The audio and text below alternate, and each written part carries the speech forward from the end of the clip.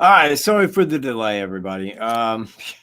Technical issues every single Tuesday at 6 p.m. Be advised, there will be technical issues. So, tonight I had to take my dog out, and upon returning, I was setting up, and when removing little USB items, my computer goes off, and I'm like, oh, great, it's like 3 minutes till. So I had to restart my computer and reset up. And here I am, though, at 3 minutes after. So I'm not like terribly late. All right. Now, what we're going to do this week.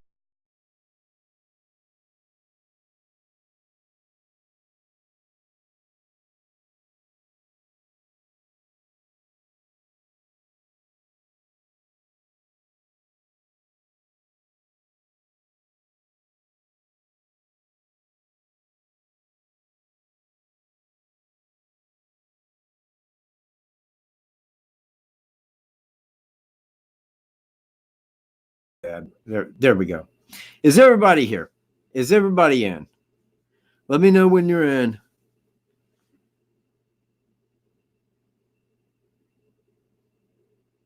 Is there anybody viewing here? Okay, great. All right. Okay, so as where I was, I go back where I discussed the first 6 months of the Delphi investigation. This month, I'm following up with the second 6 months, which begins in August of 2017. Thanks for being here, Dave and Olivia. Pam, glad everybody could make it. Mark. So I'm going to begin in August of 2017 this month or this week. And let me pull that up here real quick. Oh, man, there it is. Okay.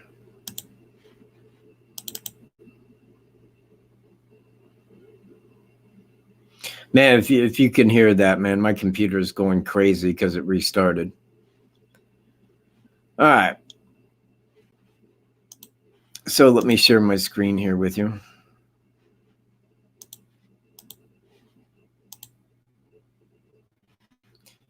And let me lower this. And hang on. Let me use this one maybe. No, not that one. This one. Yeah. You know what? Let's use this one for now. Okay. So in August of 2017, lead detective in Delphi murders confirms police have more audio from phone and DNA evidence. Now, this occurred like directly after, within 2 weeks of when the investigator stopped by my house. The investigator I was speaking of last live show from Howard County, because he told me that I couldn't be cleared without a DNA sample. Well, that confirmed to me that they had a suspect DNA sample. So they finally came out with the fact that, yes, we do have suspect DNA. You know, and I assumed off the bat, given the fact that it was an older man and 2 younger girls, that DNA would be at the crime scene for many reasons, you know, actually. Because one, there was a crime committed, there's touch DNA, there's objects that he may have used that could have did it, aside of anything that may have been sexually related into that crime. So, you know, I did feel that there would be suspect DNA. But, well, as I will get to a little bit later here, I mean, I think that it goes beyond DNA. Let's go to the next photo here. Okay, in September of 2017, authorities arrested Daniel Nations in Colorado. Now, I think I'm trying to remember what the first county that he was held in, but I think he was held in 3 differing counties out there. But I think the first one was Teller County. So now, when he was arrested out there, what made him a person of interest, as I will show here in just a moment on the photos, was firstly, one, he was a sexual offender from Indiana, from Johnson County. Now, he had many sexual offenses, more than 3. I think that there was actually 4 differing ones that he was arrested on. But each one of them got progressively worse. You know, I mean, starting off at like masturbating at a Walmart, you know, asking women, hey, you know, you want to come lend me a hand, or however, his words were on that. And, they're calling the authorities. Authorities show up. He's in his vehicle, doing his thing to some porn on his phone.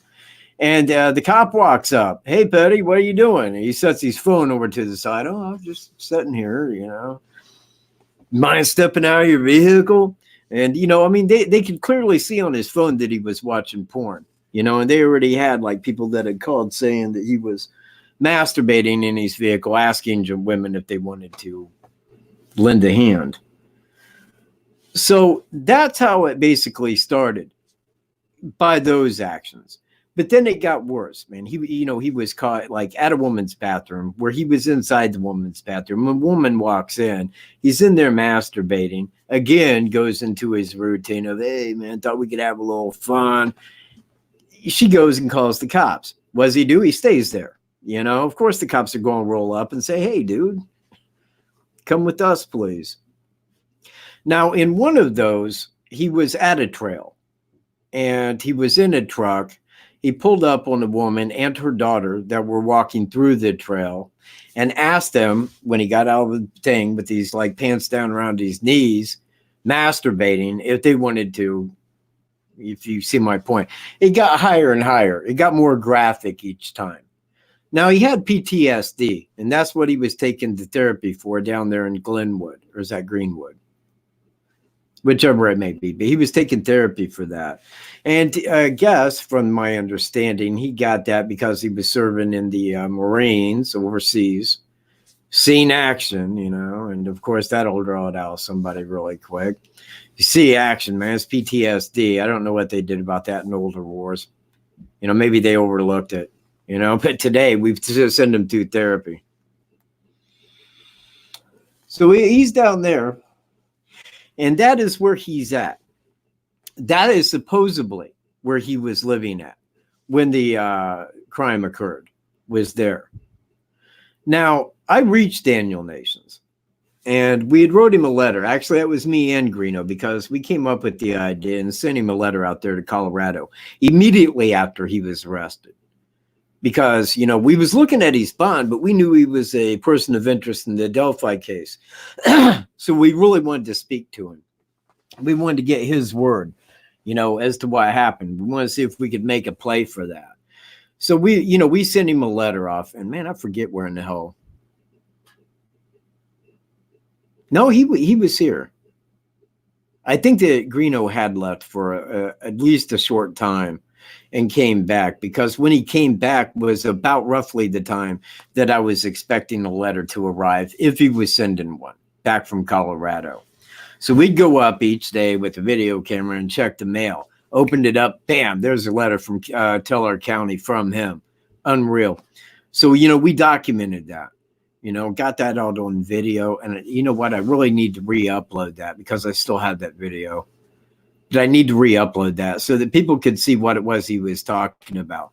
But I'll tell you that right off, what he wanted was a phone number, because when we reached him, we was telling him about his bond being so low that, that money could easily be come up with, rather easy, and that Greeno ran a bond service. So he wanted to reach us by telephone. So I sent him a telephone number that he could call collect, and he did. So then I'm talking to him, but mind you, it was under the whole premise of, we can get you out of there, okay? And that's why he's calling, because he's in jail. And when you go to jail, the last place you want to be is in jail. So you're going to do or say anything that you can to get the hell out of jail. Well, that's exactly what it was. We was counting on, that he would reach us. So he did, but he wanted to talk about when or how we was going to get him out of jail. Well, we didn't really have an answer for that. You see where I'm at? We didn't have a way. We're going like, well, we're working on it. But you know what? You got these other charges in these other counties that's got to be taken care of as well. And that's way more than what we was originally looking at. So we was kind of veering the conversation in a way away from that, because we wanted to hear what he had to say concerning the Delphi murders without actually asking him.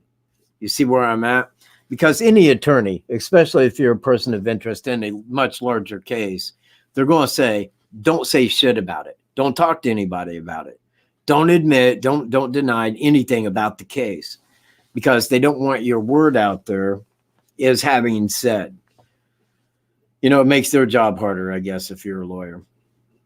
Anyways, though, so he was talking to us, and then he starts going on the whole thing, because then I changed that. Like, man, look, Greeno ain't even here, man. And he kind of split, and I don't even know what's going on. Man, no, he ain't shutting down. This is where I'm going. I'm just leading the direction. It's not like he ain't doing it, but yeah, I don't know where he took off to, and he's been gone for a few days. This sort of thing. That way I could veer away from that and get him talking about the case. Well, he did. And again, I didn't bring it to him to mention the case, but he started talking about the case. Now, when he started talking about the case, then I started answering in response to what he's saying. Like, well, I have no reason to believe why anybody would think I was that fat SOB that's in the picture. I don't look like that. Well, I knew he didn't look like that. And that was kind of one of the things about Daniel Nations, was because he don't look like Bridge Guy. And I should have had the Bridge Guy photo up there. I really should have. Because while he looks like the sketch to a degree, he don't look like Bridge Guy. He's not built like Bridge Guy. You know, Daniel Nations is more slendery. You know, whereas you can tell by looking at the Bridge Guy photo that he's got some weight on him. You know, he's got a fat face. So, you know, he starts talking about that, you know, that, well, I ain't that fat ass, you know, I don't look anything like that. And, you know, in my mind, I'm in agreement, but I need different answers, man, because I want him to run through a profile of answers. So, you know, I'm kind of leading it on down the way of like, yeah, well, no, I agree. And, you know, that was one of the first things we was talking about. You know, you don't look anything like that guy, you know, try to get him to go on to something else. Well, he didn't know at that time, because that was roughly at the time that we didn't shit. You know what? Let me just scan forward here a photo. No, that ain't it. Damn it. But this does speak of Daniel Nations here, about the person of interest. And I'm going to get right back to that in just a moment. Because after he had talked about not being the fat guy on the bridge, you know, then I'm like, well, where was you then? I mean, from what we understand, he was living there in Greenwood, we'll call it. It's like, well, no. He's like, no. He goes, actually, at that time, we weren't. When that happened, her and I were living in our vehicle on the streets. We didn't have a place to live then. You know, we didn't have any money at that time. Well, he got that money to move into that place right after that. You know, as that occurred, through the therapy, because they paid for that housing in the motel room. I mean, I even forget it, and I should have had all this lined up. And for that, I apologize. I really neglected on my photos, but I do got some good photos here. Let me kind of go along to the next one. But anyway, you know, he's saying, no, we was both living in our car. I didn't have a way to get up there. There was no way. We didn't even have money to get around. Any money that we would use to get around, we'd have to borrow. Well, at that same time, see, we was doing an interview with his wife who said, no, well, we was living there. He was coming, you know, over and this and that. And he was in therapy right across the way. And I looked up where that was from the motel room. And I mean, all of that was very truthful. But it did lead me to the whole of, okay, she's lying about where they were at the time. And he said that she probably did that, you know, because it might have been a little embarrassing for her to say publicly that they were homeless. But hang on.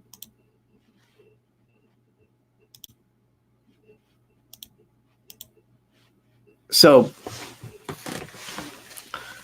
you know, he's going through this whole spiel, and I'm kind of just noting it down in my brain. Okay, he didn't really have money.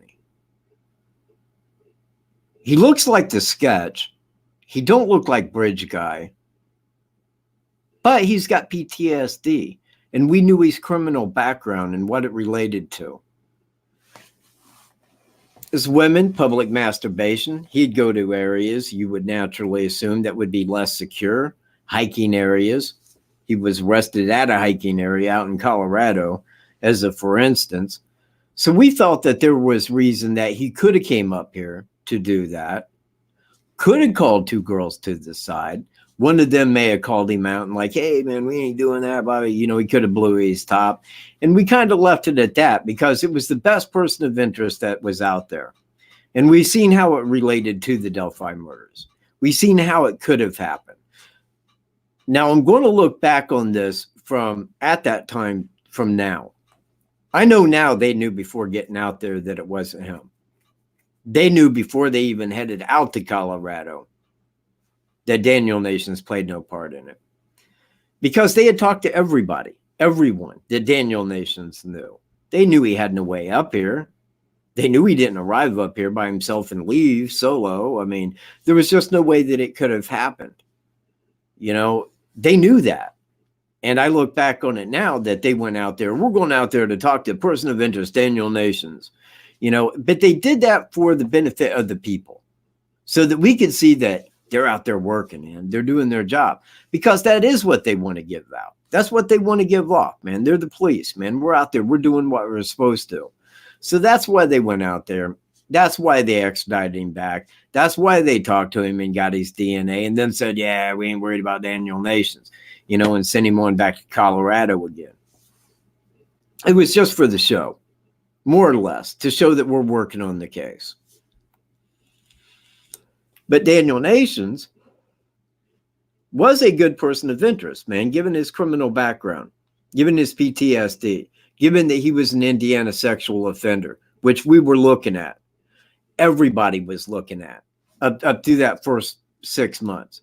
And even other people after the matter, because they didn't catch the tip, you know, this guy had never broken the law before. Well, Daniel Nations had broken the law before many times, many times.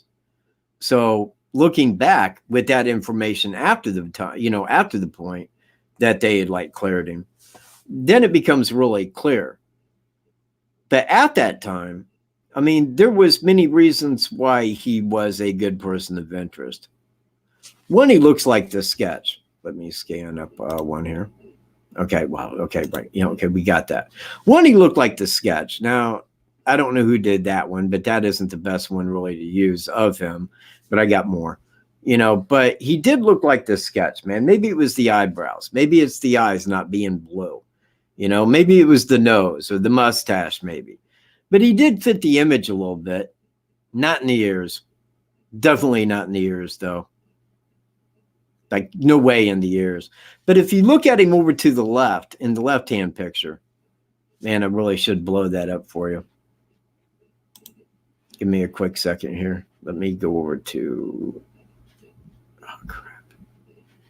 Now, let me just put that on full. There you go.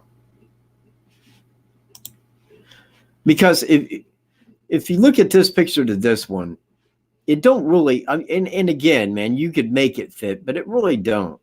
You know, but he did look quite a bit like the sketch. There he is, looking very sketchish. There's a bunch of pictures of him. Now, that's a good one, because that gives like all of his profile pics with the Delphi sketch. And you can see that upon looking at him as an Indiana sexual offender that was on the run, that was caught at a trail threatening people with a hatchet, who was in possession of a .22 rifle, having been a felon, you know, then it starts kind of clicking a little bit. Like, you know, when you're looking at his criminal background going, yeah, this is the kind of guy. This is the type of dude. This is the person of which, that's why he's a person of interest. That's why he can publicly be named a person of interest, you see, by the media, by law enforcement. Because people would make those connections rather quickly. You know, this is that dude, man. This could very well be him. Well, we spent a long time, man. We spent from September to February 13th looking into him in depth, speaking with him in conversation and written. You know, we're listening to what he had to say. Well, they sent 2 Indiana investigators out there, I believe from the Indiana State Police. And I think they sent him out there on a Friday. I believe they flew out there on a Friday to talk to Daniel Nations. He may have been in El Paso County at that time because he was going through a run. He had a bunch of different shit out there. It was pretty insane. But anyway, they go out there to talk to him, and we're waiting for him to come back, man, that following Monday, man, to tell us, whether he's that guy or not. Well, Monday comes around, and then they have the Las Vegas shooting that Monday. And I'm like, wow, really? Like, what terrible times we live in. This is like too much for me to take in. But it took a while, man. It may have been the following day or maybe even up to that Wednesday before they finally came out. They said, well, after having been out there, we can either include him or exclude him as being the suspect. And I'm like, what? I mean, we knew that before you left, dude. Did you learn nothing? And, that's how that kind of operated when they came back, because I thought, well, they're telling us absolutely nothing. Like it's something, and it isn't. It's absolutely nothing. Well, again, I'm on the phone with this cat. So he calls, man, and I asked him about that. I said, oh, yeah, man, they went out there to talk to you, man. How'd that go? In like playing along with that. And he's like, dude, I didn't even get to talk to him. I'm like, what? He goes, yeah. And I thought he was kind of pulling my chain right off to go. He's like, no, man. He goes, my public defender turned him away at the door. He didn't even ask me about it. I wanted to talk to him. I wanted them to get my DNA. And I'm like, oh, wow. Okay, this is a little out there, but all right. I'll see where you're at. Okay, so your public defender turned him away. Yeah, didn't even ask me about it. Didn't even confront me. Didn't say anything about it. I heard about it after they were gone. Man, that's just okay. All right. Well, this is my first time learning on this, I'm like, oh, okay. So they didn't even talk to you. No. And then I'm thinking like, well, that is fully representative of what they said, because they said absolutely nothing. So, it kind of stuck. But then, as it starts coming together, because now then they're saying, well, we're going to extradite him back here. Well, I knew that they didn't talk to him. And I knew why they couldn't talk to him. So I'm like, okay. I know he's got that felony, man. The sexual, what was it? Not reporting to his sexual abuse counselor or whatever. They had that on him, but it was a felony. So they was going to extradite him back here so they could talk to him. Well, it took a long time, man. It took a substantial ass long time out there in Colorado to go from this county, do his time, get probation, go to the next county, get, do 3 different counties, get all that set up, then be sent back to Indiana, be extradited back here. They brought him back 1 week before the, there he is, man. He's all crying and shit. Oh, poor Danny. Yeah, poor little guy. Man, don't you just want to give him a hug, man? It'll be all right, little serial killer dude. So, hang on, man. Actually, let me change this again. Back like so.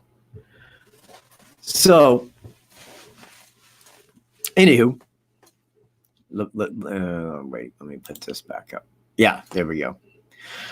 So that was kind of the whole on Daniel Nations. They got him back here to Johnson County 1 week before the first year press conference. Spoke to him, got a DNA sample. All right. In 1 week's time, they get him here, speak to him, get a DNA sample, have the first year press conference. One of the first things stated out of Doug Carter's mouth is, and this was the lie part of it, we went out there to Colorado and we sat down, we had a real long talk with Daniel Nations. Like, well, that's a lie. I know better than that. So, but they did speak with him. And he said, and he's no one that we are concerned with at this time. We're not really concerned with Daniel Nations. Well, for any hope that we had, man, that Daniel Nations would be named like a suspect, that went down the tubes. He wasn't a suspect. But again, man, we had questions that we couldn't arrive at an answer. We had no reason to believe why he would come up here. The only reason that he would take his time from coming all the way down there by Martinsville to head all the way up here to a little trail in Delphi, Indiana, to masturbate, you would never see that coming. I mean, not a guy that goes to a truck stop and goes in a woman's bathroom. The guy just doesn't give a piss. So, I mean, there was reasons why he could have been ruled out, but, we was in hope that it could have been bigger, because the one thing you never trust is somebody that may be involved in a crime like Delphi, because that person is a straight liar. They're not going to tell you anything truthful. And if they did, and you're on the phone, you wouldn't know. You wouldn't know what was true and what wasn't. Let me shuffle along there. Oh, there he is. I think he's on a bus. Or maybe he's looking at a screen. Maybe he's thinking about publicly masturbating somewhere. I mean, that is a thought. I mean, he did do that to a large portion of his life. And, well, I mean, I could see that in him if he really wanted to be somewhere else masturbating at that time. I mean, oh, now here's the red car that he was arrested in. Now, this is after one of the people that he had threatened with the hatchet, once his face was out there in relationship to that. Well, he was driving by, and the lady gets a snapshot of his car. That's him right here, by the way. You can see his little side of his face a little bit. Well, they called the police, and the police pulled him over, and I think it had expired plates or tags or whatnot. Pull him over. He's in the vehicle. Well, they start doing a search of the vehicle, and they find a 22. They know he's on the run for an Indiana sex offense, and he's got a warrant in Johnson County. I think he actually had 3 differing warrants in Indiana. 2 others aside of Johnson County. So he was a runner from the law, and they arrested him. Well, right after they arrest him, and this is what's weird about it, because right after they arrest this guy, let me go to the next photo here. Bam. Public helps identify suspect. That was Daniel Nations.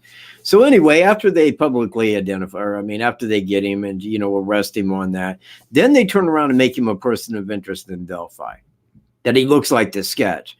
There are similarities between the crimes. That's what they said. Similarities between the 2 crimes of Colorado and the Delphi murders. Well, I'm like, and Greeno brought up the point that maybe the girls were done in with a hatchet, because he was threatening people with a hatchet. Maybe that's the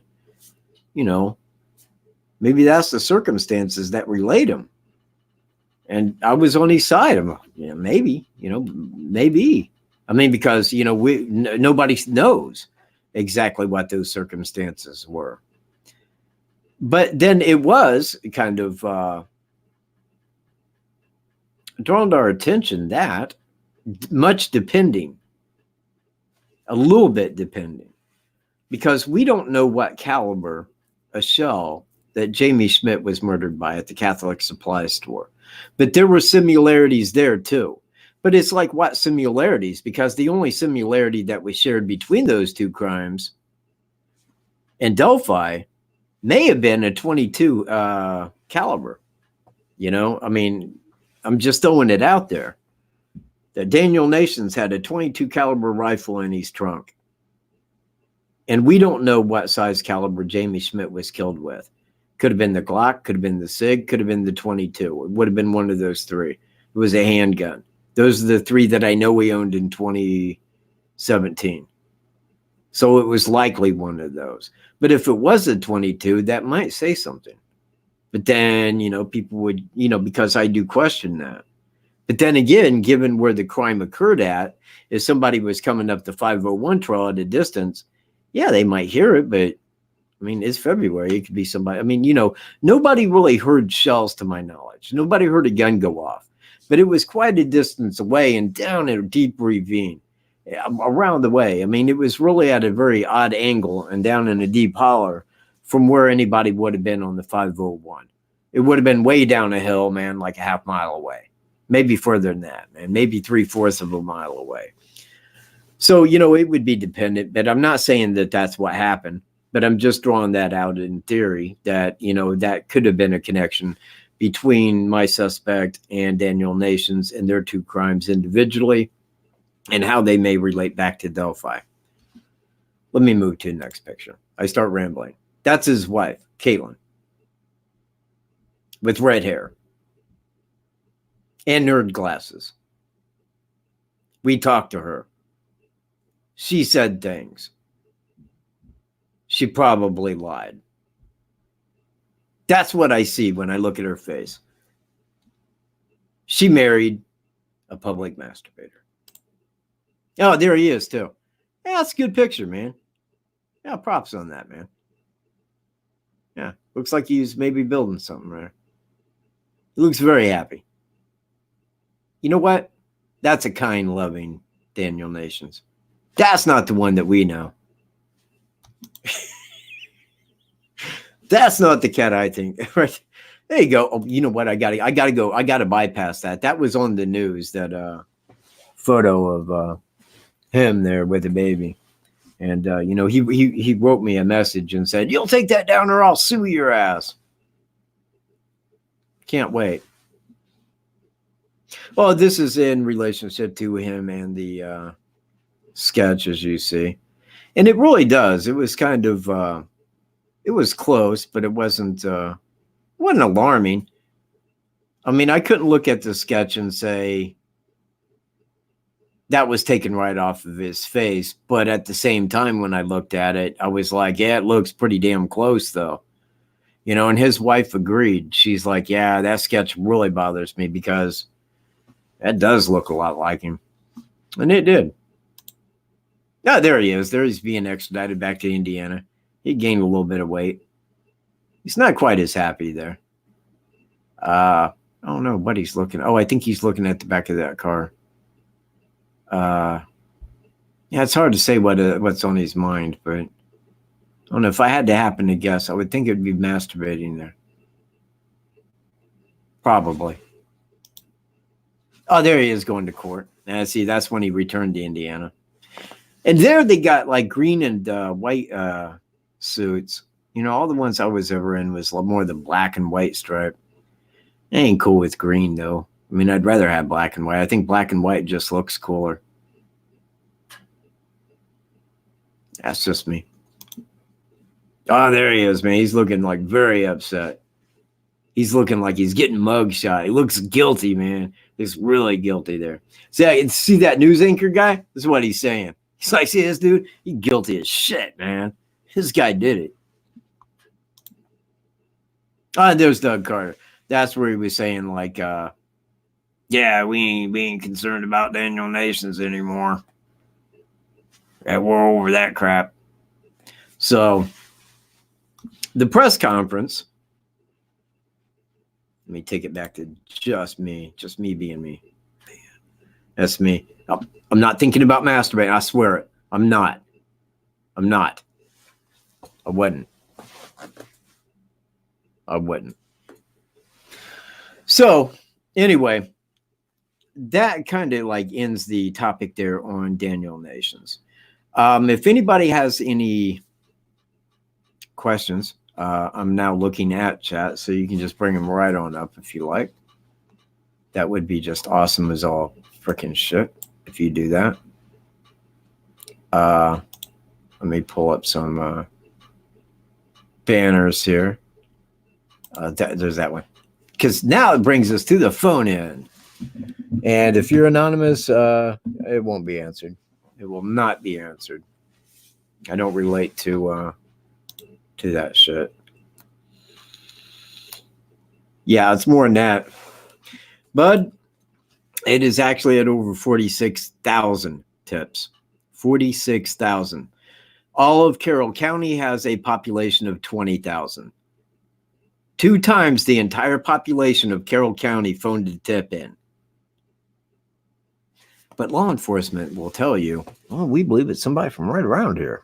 Yeah. We think it's somebody that lived or worked right here in Delphi community. Pshaw, it isn't. Believe me, it is not. Now, I have news, man. I have news, people. I have some news. Hang tight a second. There we go. Quick sec.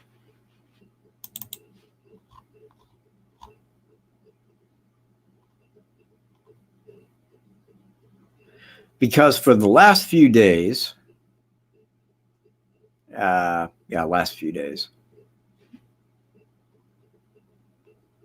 Man, I hate this small monitor. I just do, man. It's mind numbing. It's not cool like the other monitors are supposed to be. It ain't like that, man. In fact, it sucks very bad. You know what? Yes, and I will get to that. Well, actually, let me just go ahead and get to that now. There isn't really an update on Adrian Quentin. I mean, I don't really have an update on her. Everything is still as it is, but that case is mind blowing. Just completely mind blowing, because I don't see how that could have played out in any, for instance. If she was setting it up, she wouldn't set it up to look as if though it had happened like she set it up to look like, because a cop would naturally go, is this woman stupid? I mean, is she just, I mean, like, what's wrong with her? You don't go out on the roof with men who are outside shooting at you that you don't know. You'll die. You'll get shot down. So why would she put her boots and cell phone up on top? On the roof? Why would she hop out the window and then lose her gun right there out of ammo? Why would she do that? It looks rather stupid. I mean, like, the cops are going to know they didn't put a ladder up there. They're going to know she didn't hop off the roof. You see where I'm at? There's a lot at play, man. A whole lot.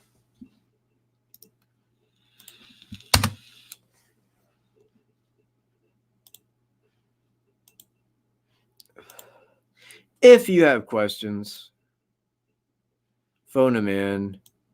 Yeah, Alaska's here.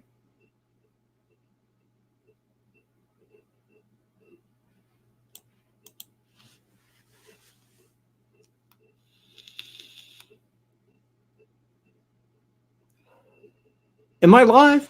Am I even on? Do people hear me talking?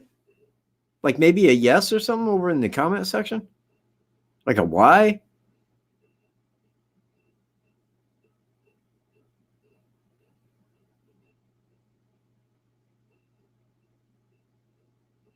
Huh.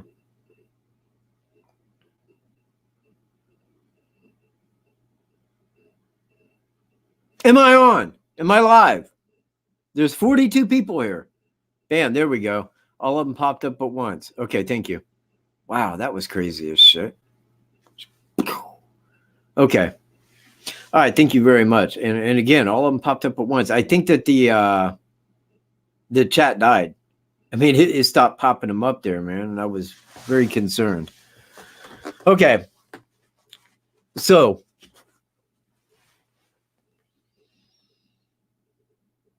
after they cleared Daniel Nations at the press conference, and it was a letdown, man. I mean, it was.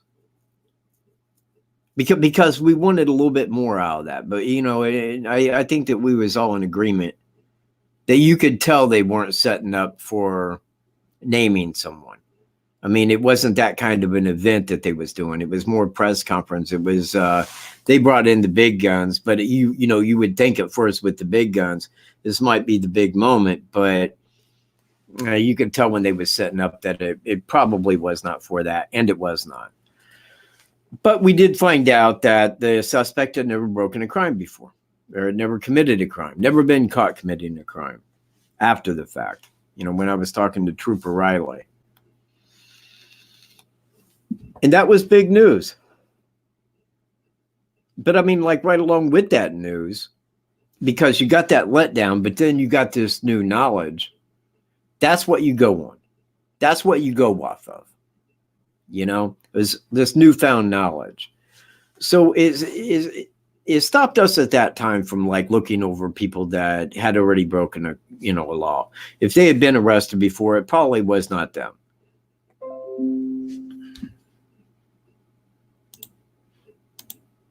So that's where we began, at the end of 1 year, with kind of a letdown that the person of interest didn't hold any water. But 2, we got new information, and that's where we started. But we didn't really have any place to go with that. It's like, okay, somebody had never broken the law before. It's easy to go look up people who have broken the law. You can just go look in the books and say, hey, they've broken the law. There it is. But finding people that hadn't broken the law, well, who in the hell do you look at? I mean, there's a whole world of people that had never been caught committing a crime before, you know? So anyway, that's kind of how the 1 year mark ended, you know, with like new knowledge. And that's the direction that we headed unknowingly.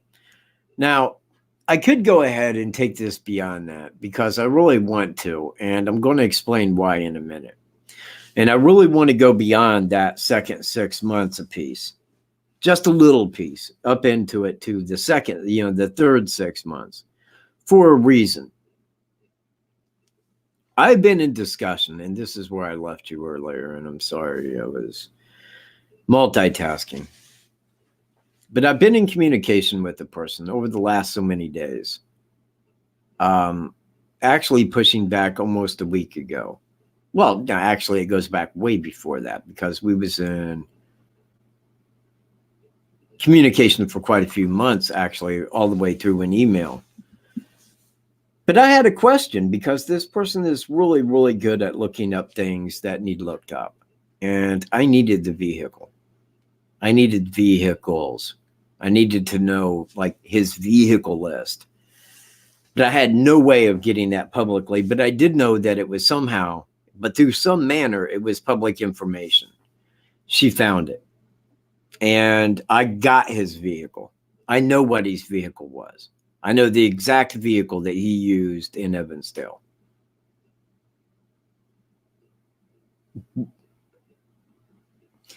That information will be released in due time because what I want to do is make a video quickly covering some, I guess you'd call it deductions on it, and then release that all in one little bitty short video or just, of that, and then premiere the video that I'm going to do, the next live. And on that live, I want to have this person as a special guest for finding that because they had some really good insights into other things. Now, I'll go ahead and throw this out there that I have my suspect, the Thomas Bruce, on a high suspicion of a third case, unsolved case. Not Susan Collins, but it does draw a bigger light into Susan Collins.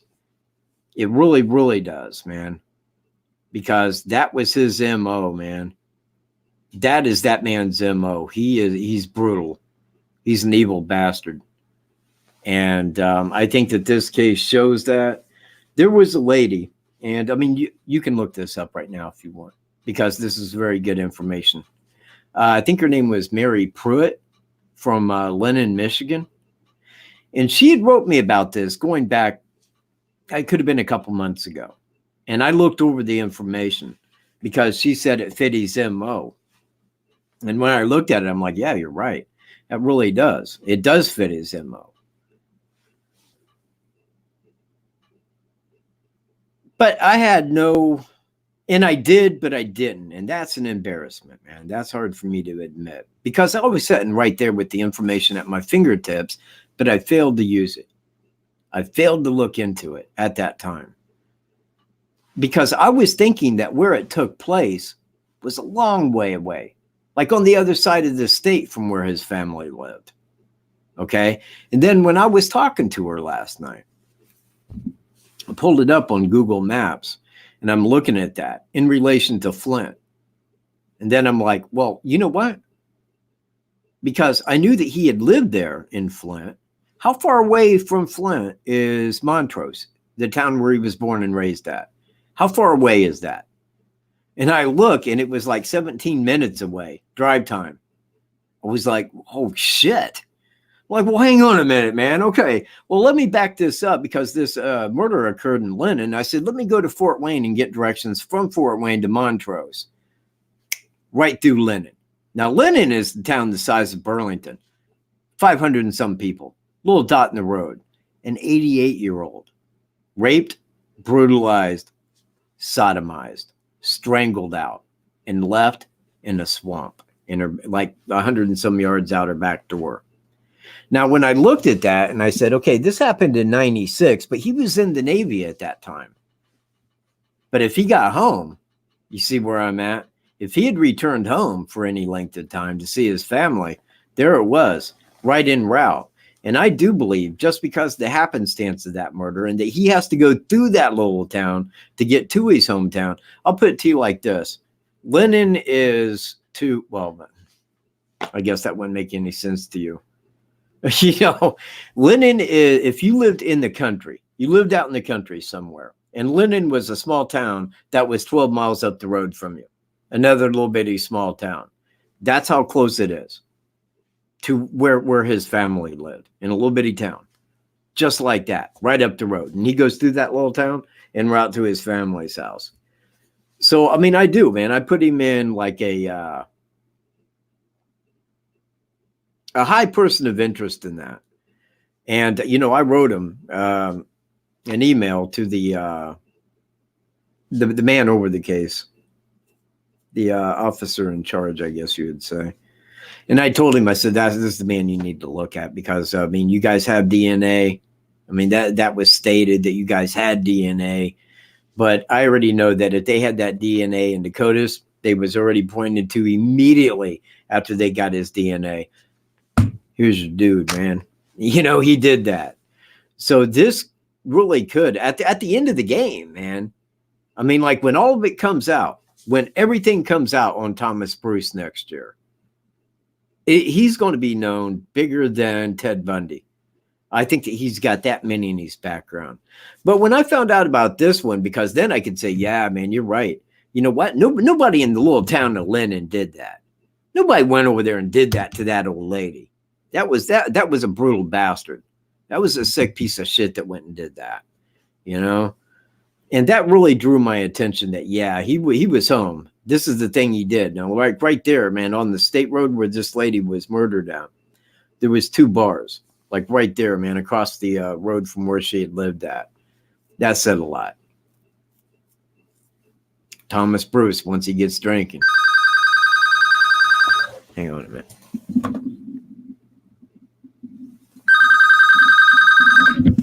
Hello. Hey. Yes.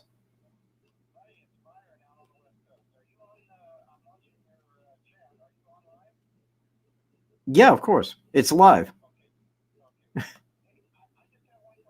Okay, hang on. You want to go live? Okay. Go ahead. Hey, Michael, this is Byron from the West Coast. Listen, not since the BTK guy in Kansas has a guy, in my opinion, flown under the radar, as you put it, with not being caught in a crime than TV. It's amazing. And I'll leave it at that if anybody wants to discuss it. It blows me away how a guy like TV can get away with what he's gotten away with. And not being caught.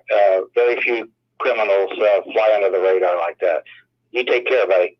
You too, man. You have a good night, Byron. Thanks for calling. You betcha. Bye-bye. Yeah, and a good point. I think that what got him by was the simple fact that he did it brazenly. He just walked up. And I'll put it to you like this. If somebody is sneaking around, you see him sneaking. You see where I'm at? You go, man, why's that dude down there sneaking around? If somebody just walks by like they own the place and just walk up and go do, well, you would never expect. You see where I'm at? Those people aren't watched. And I think that may be one reason why he would get drunk and then go do these crimes in the middle of the day. It's almost like that side of him took over. You see where I'm at? Like he would be like, hey, man, you know, this old lady, you know, and I don't even know how that would happen. Who would walk up to an old lady like that in that manner? Like, what the fuck is wrong with you, man? Like, you know what? I don't know what happened to this man when he was young, but man, there is some shit going back. I mean, there is some massive shit going back because a person isn't just born like that. I mean, well, I can't say that. I mean, you could look at Dahmer. Bundy as an example. I mean, they weren't raised in any shitty household and they still turned out like that.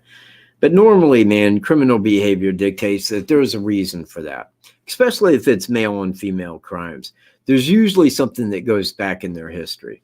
You know, maybe with the mother, maybe a grandmother, given the fact, because there's old women, there's young girls, there's middle-aged women. This dude don't give a shit.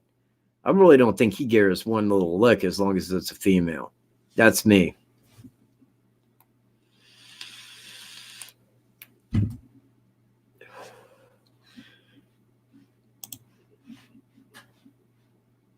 Oh, yes. Thank you, Blue. I was just right. And I got that up there. Let me see if I can find.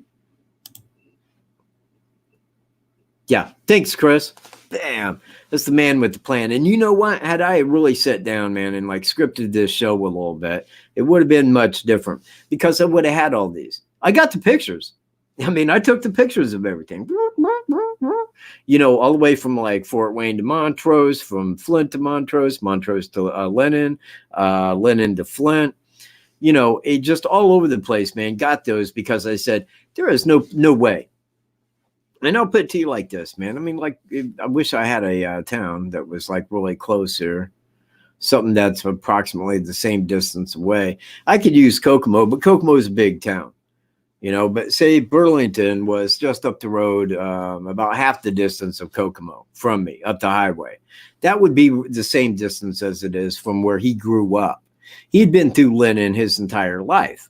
It was just up the road from him when he was growing up. See where I'm at? That's how well he knew that area. And in fact, he was through there so much, I would happen to say there is a very good likelihood that he knew that old lady. Through somebody, through someone. She was in the papers they put it, she was a dear, sweet old lady, 88 years old. Man. You know, and to grow up just up the way, how would you not know that old lady, man? She'd been around.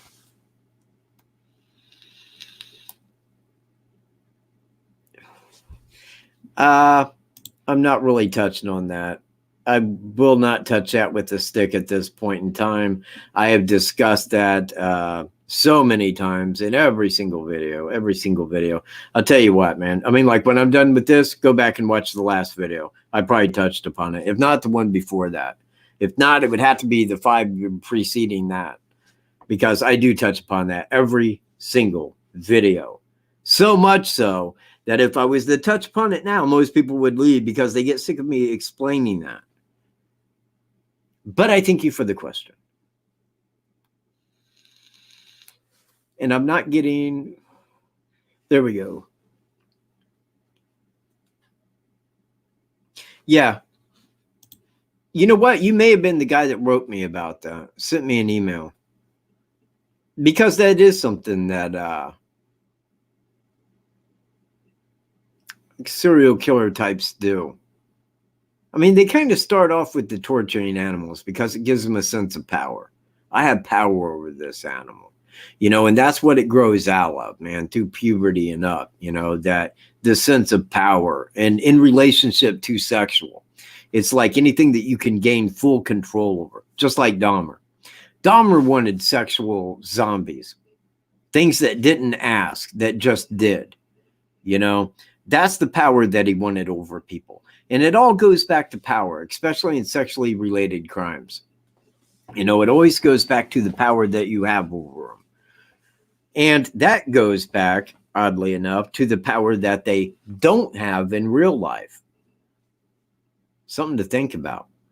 But if you look into sexually motivated crimes and you look into the circumstances, the underlying, the motive, you know, it's about the power that they have at that time, but it always goes back to a power that they don't have in real life. And this is why the FBI, normally in profiles where like girls are killed at that age, you know, where somebody goes out, does whatever in the crime there and you know, murders them, as to like, you know, what profile of people do that? Usually it goes back to that they want the power over that person during the sexual act. But 2, it fixes what they don't really have, that they don't really have power over. So kind of some very odd circumstances. It really is. But now this lady that lived there in Lennon, Michigan, if that is a victim, and I've looked into it in depth to the degree that I can, because there's facts and evidence that we don't have, at our fingertips. But if that was TV, and I definitely feel that it's in the 90 percentile that it is TV,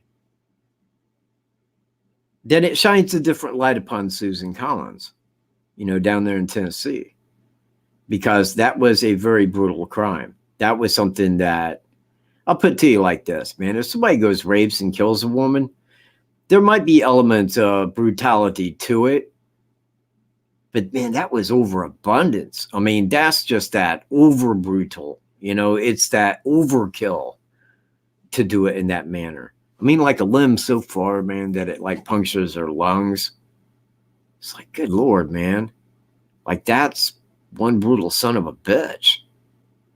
And that's TB, man, in a nutshell. That's who that man is on the inside. Now, he's got a personality disorder because publicly he's known as very friendly, man. Very friendly, outgoing, cheerful, just a real good-natured guy. On the flip side of that, there's this monster, man, an evil monster that demands control. You would never get that from this side. But on this side, there it is. And once that side is in your face, you're probably going to die very brutally. That's who Thomas Bruce is inside. Now, I did get his car. I mean, I know I'd mentioned that just prior, but I did get his car. I know the vehicle that he used, in Evansdale. So be on the watch out for that, because I'm going to premiere that right before I go live. But I'm going live on Friday the 13th, which is not this Friday, but the Friday thereafter. And I'm going to have this person as my guest so that we can discuss that crime, all of them, in one shot. But I'm going to give his vehicle away as to what vehicle it was, because that was found and it does match. It is the vehicle that was pointed at in Evansdale. And they said in Evansdale, two differing people that seen the vehicle said it was a boxy, older style white Suburban. That's what it is. Yeah, I know, but it is. Well, I called it, man. I mean, I told you I'd put my left arm on it, that he did both, man. That was like, I don't know, ever ago. But there it is. Sarah, Sarah.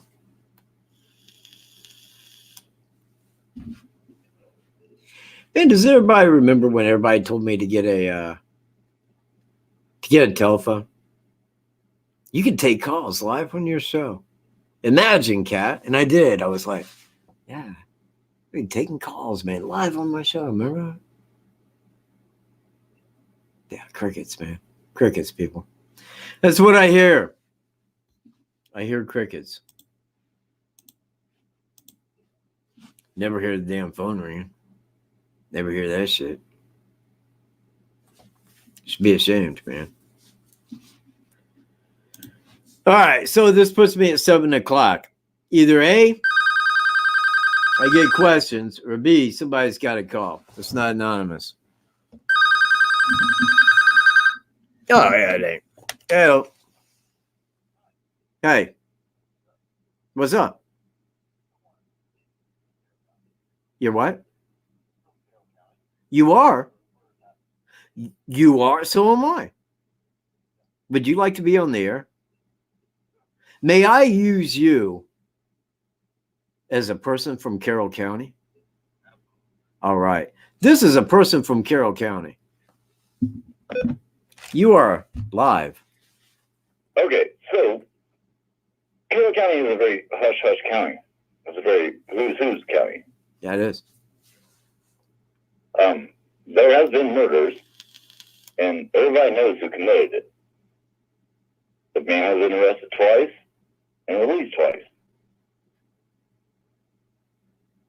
But, and there's witnesses. A woman with 3 children was killed. With suicide, with murder, with suicide. It's a very hush-hush community. Yeah. He's a large farmer around here. So my thought is it's somebody local. You don't watch my channel, do you? I do. You do? Yes. And you can debate my evidence. My gut feeling is that it's somebody local. I got a feeling it ain't. In fact, it's TB. Nah. Thomas Bruce is. Do you have $100,000? That's nobody's concern. Oh, it is. Because I would literally lay a wager to you, my left arm against $100,000. Well, I just know I've seen other murders go around, and they have not been solved because the person is who they are. Okay. Just want to put that opinion out there for everybody. Well, you know, I would kind of debate that a little bit, because here's the thing. It wouldn't matter who had committed that crime in Delphi. It wouldn't make a shit who did it. Because if the FBI shows up and you got the state of Indiana there and you got all surrounding counties investigating this crime, it wouldn't make a shit who was covering for who. They would have it. They would know. And they would have that man arrested, and it wouldn't give a shit who it was. Wouldn't give a fuck if it was a senator. They do know the other case too. They know in all of them. I'm telling you, they know. Anyone that they have DNA in, they are already fully in the know as to who did it right now. Exactly like I stated. Perspective for resident of Carroll County. Do what? Just want to give a perspective of the way Carroll County works around here. Do you live in Delphi? No. Have you ever lived in Delphi? Close to. Okay. You know people from Delphi? Yes. Okay. What's the biggest place to get a job in Carroll County? That would be Indiana Packers, or I believe they renamed Indiana Kitchen now. Good answer. I know you're from Carroll County now. I know you're not lying. This is going to come off racist. Many migrant workers, many in and out people, a lot of drug addicts. Not too far away from the murder scene. Not too terribly far. That was another thing that was on my head. It's like, that's not too terribly far from Packers. Yeah, right. But again, man, I'm going to point out 46,000 phone calls have been phoned in. All of Carroll County is 20,000. Now, if it was somebody that was working at Indiana Packers, anybody that was working at Indiana Packers, you think everybody and their brother wouldn't know exactly who in the hell that was? You think the FBI would have left that uncovered? Indiana Packers got in huge trouble for not taking documentation, and false names, everything. All these people were working there, and they just disappear. So you don't know if somebody just up and disappeared, one, that's the first thing they was looking for. Anybody who had recently moved or changed their appearance, anything like that is what they was putting out. Now, when the FBI was there, the what? False security number. If you had a false name, false security number, it happens every day over there. You take off in a split second, boom. Well, it isn't dealing with that. It is not dealing with any falsehoods that they do to get a job. It's dealing with the reality of their DNA and fingerprints. That shit you can't hide under a fake ID. You could tell them you're this and show them the ID all day long. If they arrest you and take you in and print you where you've been printed before, they're going to say, hey, what's up, woo-whoop-de-woo, because we know who you are now. Oh, and we got you on fake ID too, by the way, just so you know. Yeah. Well, you just I just don't wanted to give you a don't beat the perspective, law. Carroll County. And damn sure you don't beat the FBI. The FBI is on the upper echelon of that. Yep. As to who's who. But like I say, it's not. I was under that impression myself going back that it had to be somebody from there in Delphi because there was never a car mentioned. Well, law enforcement's always going to mention a car if a car was used. You with me? They're always going to There give are a make people and who sleep out around there that do walk to work to that factory. exactly. Okay, but again, I mean, hear what I'm saying. That person had to leave there. They had to leave that trail. Well, where did they go? Where nobody ever seen them. They didn't walk down a country road. Nobody knew what the man's, who he was. They couldn't identify him by picture or voice. Nobody could look at that picture and say, oh, that looks like Daniel Crockett that lives down the way over there. Nobody had any idea who this guy was, not by any measure. And again, man, without a vehicle being given, well, all right, the only place that he could have came from, this was my thought, he had to come from Delphi.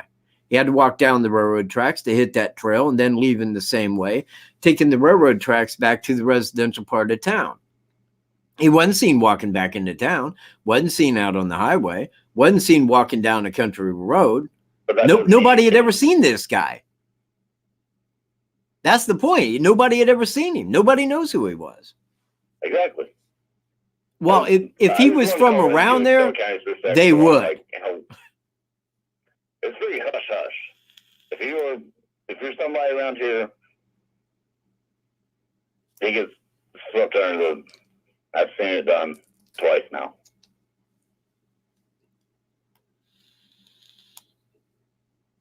So, just going to give my perspective. Oh, thanks for your perspective. Would that be like Carroll County perspective? Oh, no, that's Howard County, isn't it? That's Kokomo perspective. My bad. No. Yeah, new Kokomo. Anyway, yes. Carroll County is very hush hush.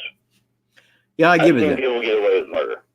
I don't think that this man has. I think that he is thoroughly arrested, behind bars, and awaiting extradition back to Indiana in due course. I think your next case needs to be the one that I'm discussing. Yeah, but I can't. I got you. No, well, I mean, I can't because there isn't the public information. I could only go on hearsay and what other people say. And believe me, after being like on this case for 3 years, the last thing I do is take many people's word on shit. He's been arrested twice. The what? He's been arrested twice. Okay. Is he under arrest now? No. He's out farming. Well, there it is. He didn't do it. I mean, because if he did do it, don't you think they'd have the evidence? Okay, so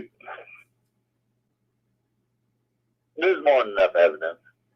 I guess that's how Carroll County works. All right, I'll give that to you. So, just wanted to shout that out there. All right. So, hey, thanks for the podcast.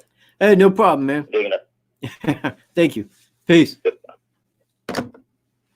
That was actually a good friend of mine. Just so you all know. Wasn't pulling his chain for no reason. He lives right down the street from me here. So, but, I seen he was on here. So I thought, yeah, I'll go ahead and take the call when I seen the name. But, yeah, he's from Carroll County. And that's actually where I know him from. Met him ever ago out there. But it's a picture of Carroll County. Carroll County, and I agree with him to the fact that they are hush-hush.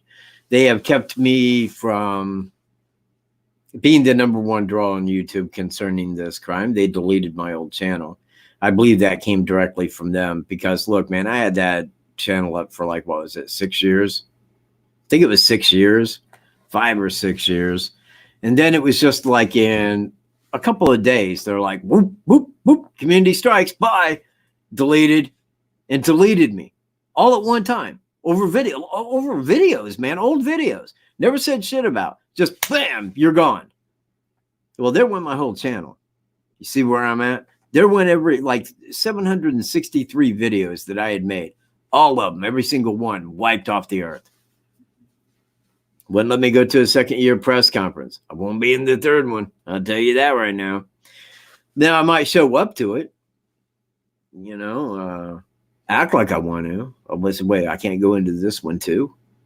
What is this, some kind of conspiracy, man? Is that how you playing it on me? They don't want me talking about this guy. They know what I know. Carroll County knows exactly what I know. They know precisely what I know. Any crime that I look up that this guy fits where I can say he probably did that, they already know if they have that DNA out there. They already know. They was contacted within 3-4 days of his arrest. Well, I mean, once they got that DNA back, man, to put it in CODIS, every single one that it hit, bam, we got your guy. Now, that's going to be a mess, man. That's going to be a real mess when this goes to court. Because then you got to put it in context of time. Well, which is the oldest case? Which one deserves to come first? In what route is it going to take? Because whatever state that he goes to next, the other states got to wait till he completes that trial, till they can extradite him. And then from there to the next state.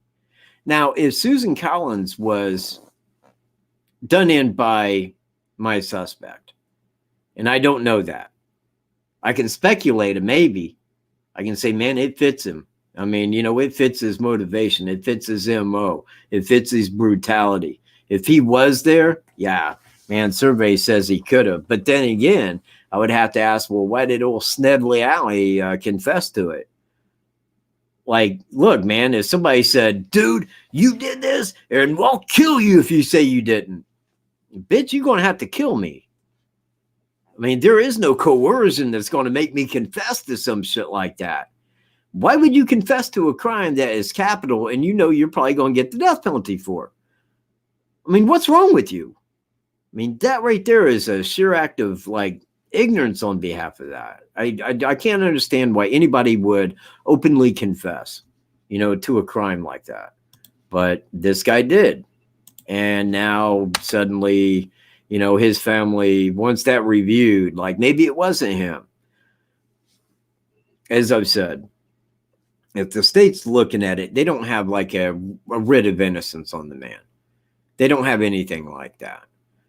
So they can't look at it like he didn't do it, man. We executed this guy, so we can't look at this and say, oh, yeah, you can go examine this evidence. This evidence was held because he did it. You see where I'm at? I don't even know why they still have the evidence. I mean, I do, but I don't. It seems like if you execute somebody, man, what good is the evidence at that point? You done did somebody in, man. If you're holding this evidence, you better have a lot of explaining to do if anybody comes forward to show that man was innocent after you executed him. That's a pretty hasty crime to murder someone that was innocent. But I've said it 100 times over in my life, man, that there's a lot of innocent people out there on death row. There's people out there that didn't do it, just like, getting ready to do, to die for it one day. Their time will come up. It's how it operates, man. It's about the money. It's about who's getting that money. Who's got to pay that money? Jobs, money.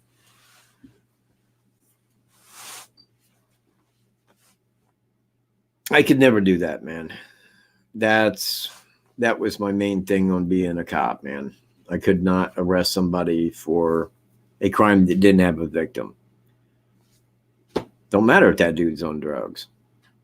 You ain't hurting anybody. If he hurts somebody, then you got a problem. Dude, you just hurt somebody. I was on drugs. Guess what? Don't do drugs. It makes you hurt people. You see where I'm at? But just the simple act of doing that, of putting a drug in your body. Well, hell, man, everybody puts drugs in their body every single day. Every single day. People put drugs in their body. You wake up, man, you get coffee. You get a headache. You take a Tylenol. Got heart problems. I take this. I got arthritis. I take that. People are constantly shoving drugs in their mouth. But then there's those drugs that make you happy. Oh, no. You're not just going to be happy. You ain't just going to do that. Not in a free country, you won't. Oh, hell no. We got laws about that. Who am I? Who's being hurt? Who's being hurt by somebody? I don't know, man. We could draw any number of drugs into it, but say somebody's out there like doing LSD. Well, who's being hurt by them doing it? Nobody. Now, if they go hurt somebody, then it's a crime. Dude, you committed a crime. Really don't give a shit where your mind was. You committed a crime under that. There it is. Now you know. But I have a problem with drug laws. Always have. Not because I'm for drugs. It isn't that, but it's a simple matter of human rights. You can't tell somebody what they can and cannot put in their body. Because the moment you do, you're putting yourself in a master position over that human being. That is not how law operates in a free country. You have God-given rights. You have natural human rights. There you go.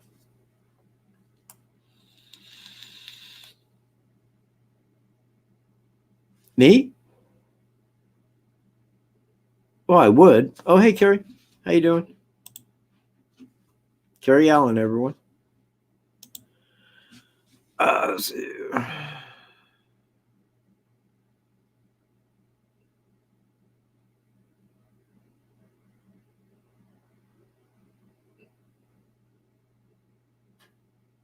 Oh, right. Okay. I got you. I see what you're saying. Yeah, I'm reading chat and I'm a little lost. So anyways, oh God, man. Yeah. And I still got a while. I told everybody I'd probably be on till 8, but I really didn't have a lot of information. To hand out this week because the second 6 months was really lackadaisical, except for the fact that it had Daniel Nations in it. But if you're discussing Daniel Nations, then you're talking about an old person of interest, man. Anybody that's looked into this crime has heard the name Daniel Nations mentioned. Everybody has. But that's where it takes us, and to the fact that the man had never committed a crime before. Which I'm going to go right down to here. There it is. Bam. Oh, crap. Let me lower this here. Put this on.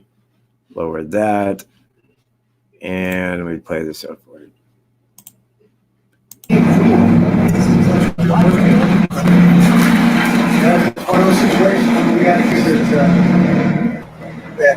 This person's never committed a crime before. He never committed a crime. He has no DNA. Well, I can comment on that, but I'm just saying that's what it looks like. You can't find a trace of it. That was my first thought. I thought anybody at that age that did a crime like that would have priors. You never know. I'm not the jury. Right, but that's why I was just wondering if there's anything that you could share upon. Not at this point in time, but appreciate you asking. I have my eyes on it. As hard as I can. All right. So that kind of rounds out the first year. Now, as we go into the third 6 months, that's where CC Moore becomes the focus. Now, unbeknownst to me, and I believe everybody else, in fact, I believe almost everybody else, nobody knew that she started on that case with John D. Miller as the suspect, because that murder had happened, was it like 30 or 33 years prior? They had DNA, man. They had all kinds of DNA for some very graphic reasons. And the guy was a real POS in the largest way. And she got on that. Now, she used the familial DNA, the ancestral database, the one that, when you send your DNA into a genealogy site, that's what they use. That's what they draw it from. That's how they trace your ancestry back. Well, they can do the same thing in reverse, where they get your ancestry and can pull that into a name and then take it down and then model out a family tree to get down to your DNA. And then that's what she did where that database ended at. Took it right down to John D. Miller and his brother. She says it's one of these two men. They went to their garbage, collected things that would have their DNA on it, tested that DNA, took it right to John D. Miller, knocked on his door. He answered and he says, the cops are like, you know why we're here? It's April Tinsley. Come with us, man. Was under arrest. He did do it 33 years prior. That's a long time. But she traced it right down. She started in May, and in July, think about this. She started working on that in May. And by July, she already had that narrowed down to who the guy was. They had to go get his DNA, collect his DNA, and then they had to file his DNA, get that ran, and then they had to compare that back to the DNA that they had. That's at least every bit of 2 weeks. So I could say in a month and a half, she had the man's name. At least by a month and a half in, she had that man's name. She knew that it was one of those two guys. Now, that was the biggest part. That was it. I mean, if I'm talking about the third 6 months, man, that's exactly what I'm saying. Is CC Moore. Now, we wrote her a letter. You know, we made a video, actually, speaking to her, saying, man, could you do the same thing with Delphi if asked by law enforcement? I mean, you know, and she wrote back on that video, yeah, man, I do know about Delphi. You know, I have followed that case since it occurred, you know, and if I was asked by law enforcement, I'd be happy to look into that. I'd be delighted. So we was definitely in hope that that was going to go down. Now, we'd contacted Sheriff Lesenby about that, and then he reached us back wanting her contact information, which we gave to him. But this is the thing. Once we got him that information, it was already in the paper. And I think that was the investigators, because the investigators were already on top of that, you know, and they said, yeah, we want to use that same technology that you used to get John D. Miller in the Delphi case. So they reached out to Fort Wayne police, and it was already in the offing. Now, it was in the Logansport paper, and I think it was like the day after we had sent him her contact information that they was already using that information, you know, the technology that she had used. So I'm like, all right, okay, great. So I'm thinking about it like within 2 months, we'll know the man's name. You know, we'll know who did it within a couple of months, right? I mean, if you can pull a Miller out, I mean, a Miller, and there's a lot of Millers, but actually finding that and tracing it down by manually, you know, to just two people's name, that's phenomenal. But if it's somebody else's name, seems far easier, wouldn't it? You know, I mean, if you had a very rare last name, it seems like it'd be rather quick.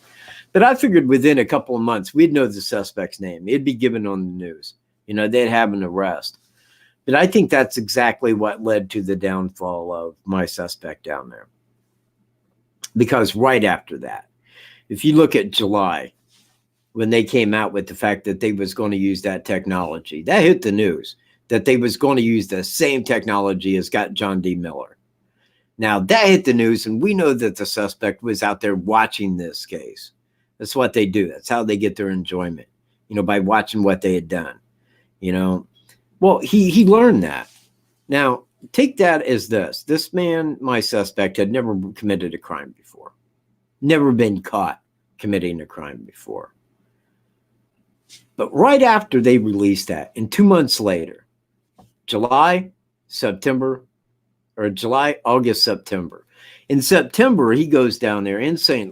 Louis, barges in the lady's front door, and sexually assaults a 77-year-old lady. She lived, though. Then he goes out the following month. I think it was right around his birthday. It was right around his birthday at the traffic pullover when he got pulled over. He was drunk, very intoxicated. Go home. Yeah, you've done nothing wrong. Have a nice day. Not even a ticket. Didn't get shit for that. It was mind-numbing, man, how bad that was. Then you go to the next month in November. That's when he goes and commits the Catholic supply store sexual assault and homicide. Yeah.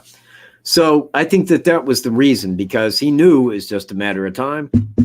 They was coming knocking at his door. It wouldn't be shit he could do. I think he wanted to go out on his own terms in a way. I don't want to sound like graphic with it, but I think that's what it amounted to. When he committed the sexual assault and homicide at the Catholic supply store, he knew he wasn't getting over on that. He knew that they was going to know who did it in due time. Hell, he's just up the road at a bar. You know, gave a lady his fucking business card. Was dressed like Bridge Guy while doing it. It was just like there were so many things behind that Catholic supply store, him going and doing it. He knew he was going to be caught. He knew the two women that he left alive could describe him. They knew full well that probably both of them could describe his vehicle as to what kind it was. I mean, it was just one of those things where he was leaving too many mentions of who he was behind. He knew he was going to be caught. He knew they was going to come and raid his house. He knew it was coming. And I think that really what he was looking at was when they came in, he was going to have a gun handy, man, and start firing. It was going to be death by cop, death by police suicide, so to speak. I think when they went in, they caught him by surprise. That's how he got the black eye, man. They treated him harshly. That's exactly what went down.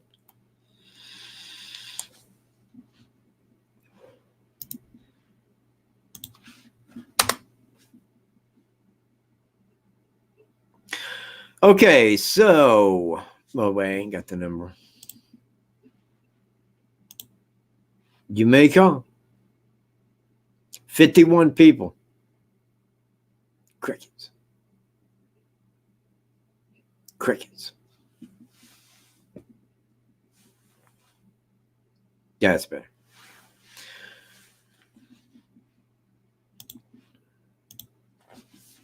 If not,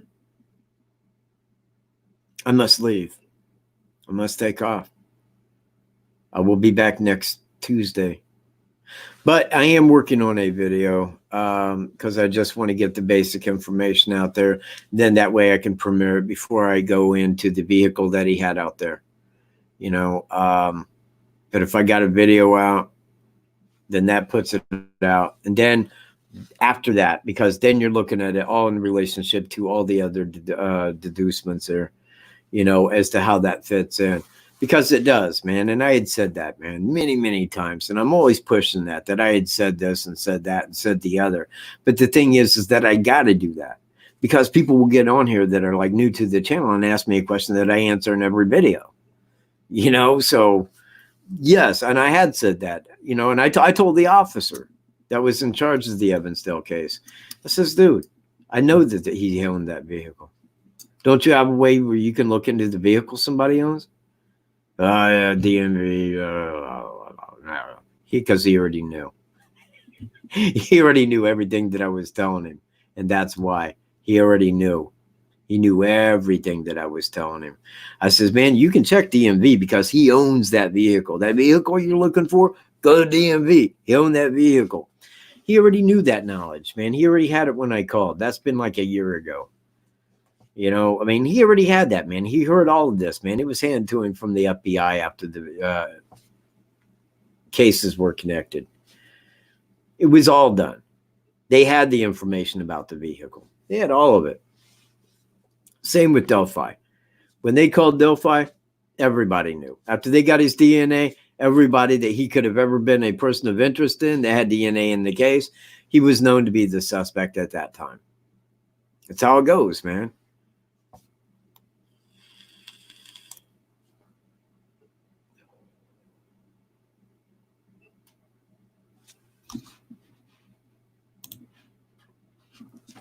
Yes. Yes, it does. It is, in 2012, a very big, boxy, white Suburban, older style. Exactly. You know what? And I did know. And I'll tell you why. Because she sent me a list of vehicles from his taxes. Okay? Everything that he was taxed on.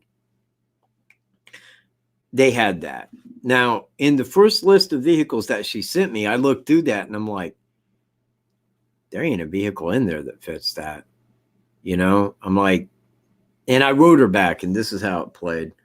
You know, I might as well just get explanatory here. Because I looked through that and I seen, because she had just sent me that when I went to my email and checked it. I opened it up and I was writing her back and I wrote her and I'm like, yeah, I'm like, but you know, the Evansdale vehicle isn't in there. In fact, I'm having a very hard time looking at those vehicles and finding the vehicle that would have been used in Delphi, because all of the vehicles weren't in there. You see where I'm at? The newest one was a 2017 truck. It didn't even have his new car that was in there. So, you know, I was a little taken back on that. And I'm like, man, it just don't match.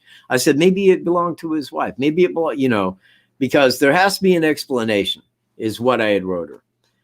But it wasn't complete. You see her message to me, because she sent me the further of that, and there it was. Now, when I seen the vehicle, I knew immediately, as soon as I seen the vehicle type, that it was the vehicle.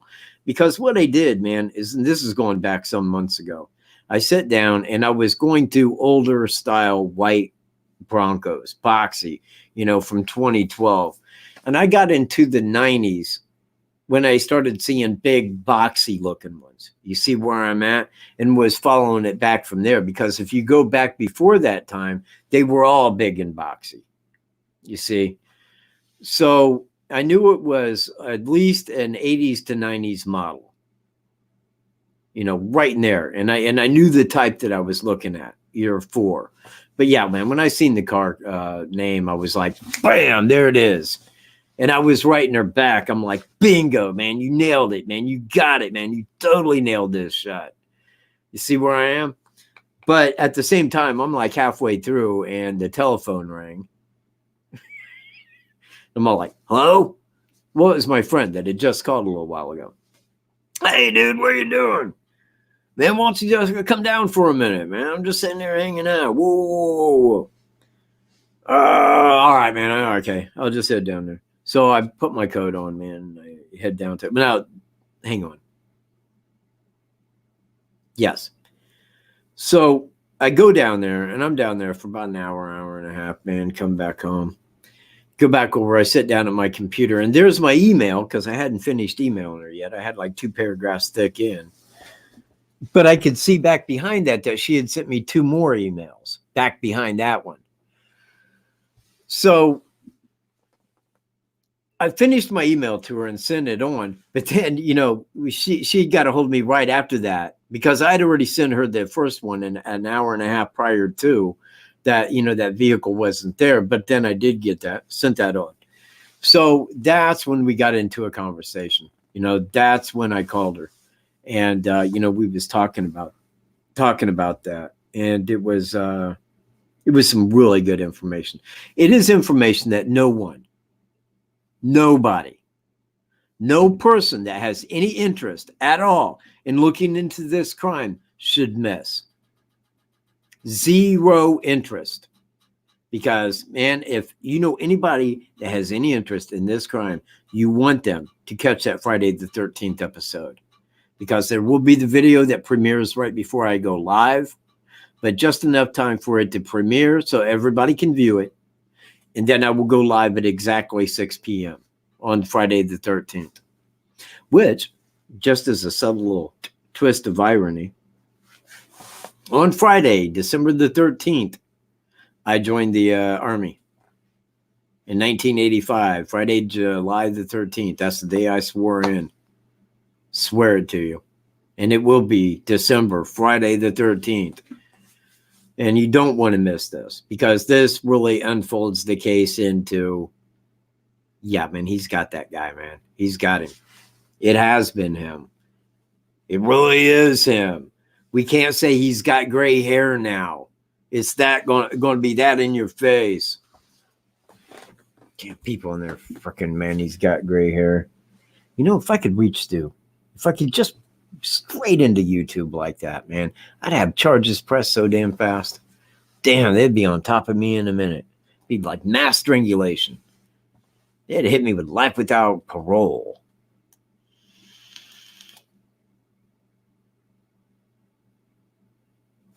Oh, you know what? I've seen your name at some time, Daniel. I think maybe from a comment or whatever, but I do remember Daniel Lawrence. Got a good memory for names. What I have a hard time with is when I talk to somebody on the phone is remembering who exactly it was by name that I talked to. So when I was talking to somebody about that the other day, but I don't know who it was, because unless I can put a face to a name, I remember the conversation, but I don't know the person. I don't know exactly who it was I was talking to, except under rare circumstances when the person reaches me and I need to talk to that person. Then I know that information came from that person. But if it's just somebody that calls or wants me to call them, chances are I remember the name, but I don't remember that was the conversation. And I do apologize.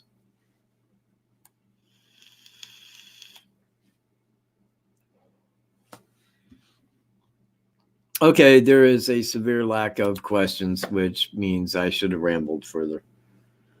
I will learn. Hang on, it might be a troll.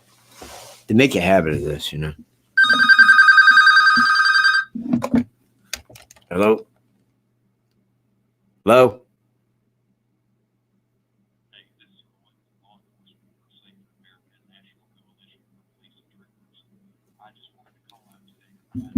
We're kicking off our annual support drive for the officers.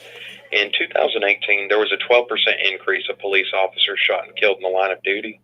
So we're going to be supporting candidates who can outpass legislation to require mandatory safety equipment to help lower that number. If we were to send you a support letter in the mail, could the officers count on you to return a one-time donation for the drive? No, I doubt that. I'm in the live show, sir. Well, we would never want to overwhelm you.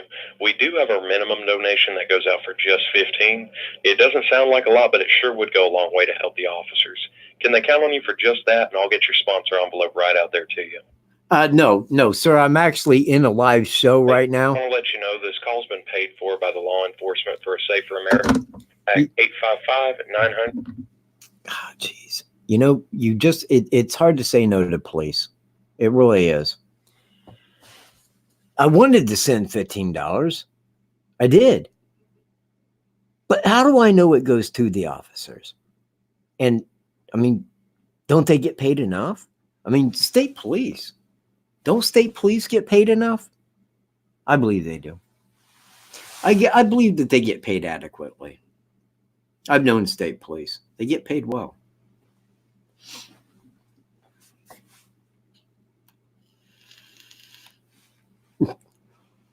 It wasn't a scammer. It wasn't, man. I know it may sound like that was a troll, but it wasn't. That was an honest to God call from the state troopers requesting donations. Whenever you get a phone, they go through this. They called the other day, and as soon as it said this telephone call may be recorded for, and I'm all like, is that okay? And I'm like, no. And I hung up. That's why when I heard him talking, I'm like, oh, great, man. I'll just put it live online. Hey, if they're recording it, I can go live, right? Thank you. So, all right, man, I got 19 minutes. I got 19 minutes. Can't somebody call and just ask something stupid? I call and ask something that I've answered 100 times. Do that. It would stop me from just rambling about crazy shit. Oh, you think I won't? I will. That's what I do best.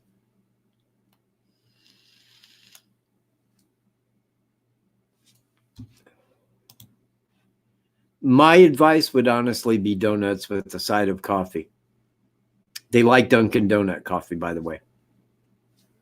If you want to be helpful to an officer, look, I'm just saying, if I woke up in the morning time and somebody was knocking at my door and handed me a plate of donuts with a carafe of coffee, they'd be my best friend. They would. I'd be like, I don't know who you are, but you just answered a little dream of mine. Maybe I should have been a cop for those reasons. It pays for itself in coffee and donuts.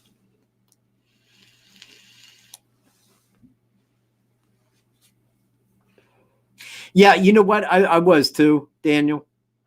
I was thinking scammer off the bat too, but I had already had that call.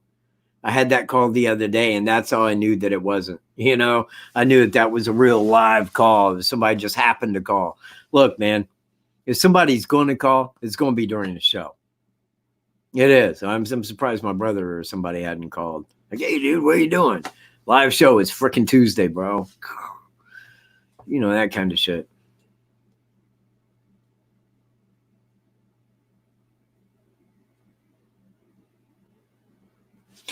No, Nancy. No, that is not the case.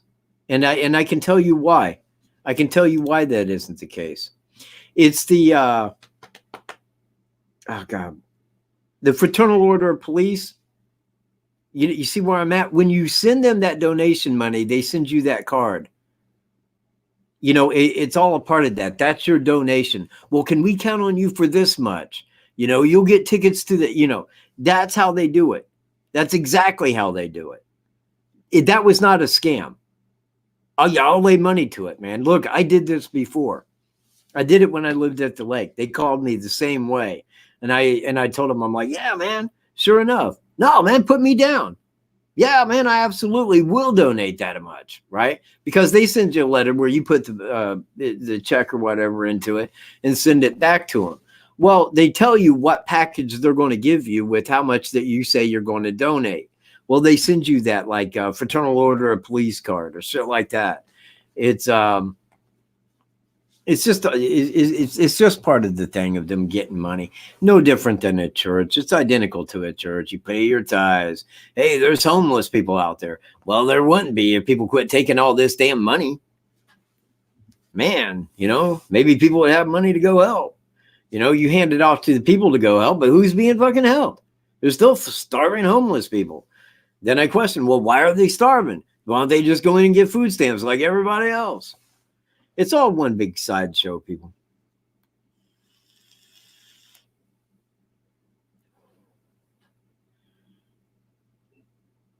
Yeah. So, and like I said, man, I did that before, but it was like a $25 donation. So I got the card. I think I forget which card it was. It was like their silver card. But then they had the $50 gold card that you could get that really said, look, you pull that out with your money to pay an officer, and he's all like, yeah, all right. You went to our cotillion. Great. You must be one of us. You must respect us. You know what? Side note, but rather important. Before this show, I came in, I sat down, and I was getting prepped for the show because it was like 2 hours away. It was like about 4:00. Telephone rings. Bam. It's Icons, man. Of all people, Icons. Let me tell you, man, when you talk to that man on the phone, man, it's like going to Harvard. It is like his videos on steroids. But, he was speaking to me, concerning such, because he's like, they have everybody so buffaloed. Everybody is in such a misbelief about the reality of life that nobody can really see the real truth, and it is. It's the programming that they give us and that we think is common every day. That's life. Well, we got to respect the officers. Well, there is reason to respect officers. There really, really is. But there's reason to not respect them. There's a lot of reasons on both sides. And I don't know why it is that America doesn't go by common law. That is freedom. That is God's law. That is natural law. That is the law of the land. But we're under this misconception, having the most laws against other people of any country in the world, that we're free. And the truth is, now we're very, very, very far from free. You have no idea how deep you are a slave. That shit goes as deep as it does wide. All right, 14 minutes. 46 people. Nobody's giving a call. Well, you know what, man?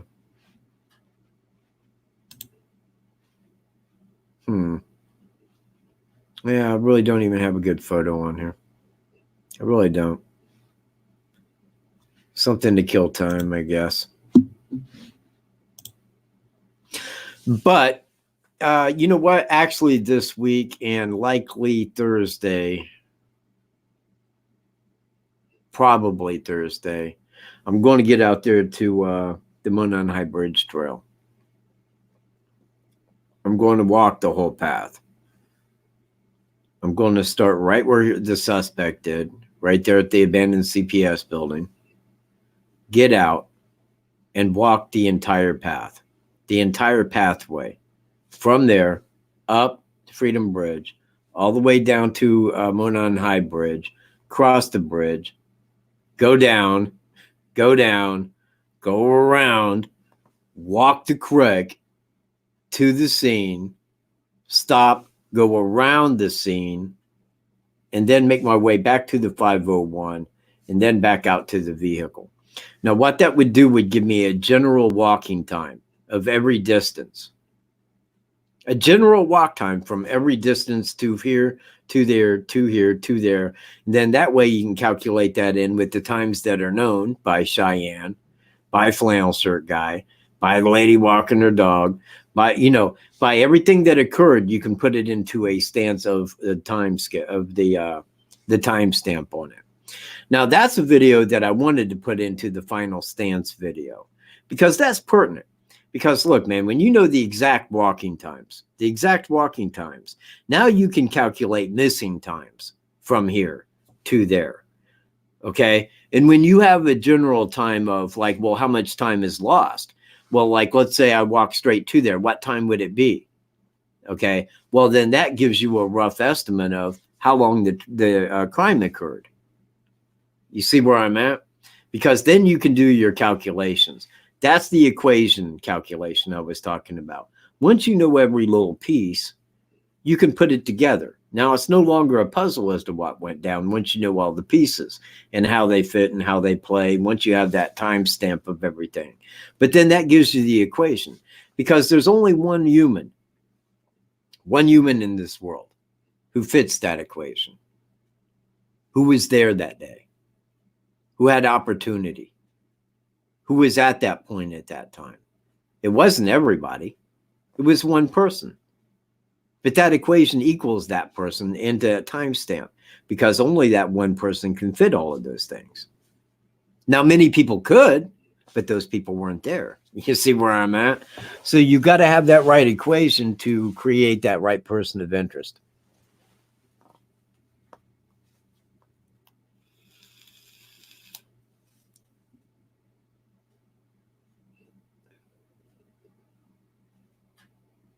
What?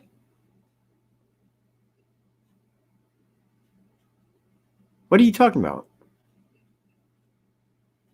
You? Man, I didn't even mention your name, dude. Now people know.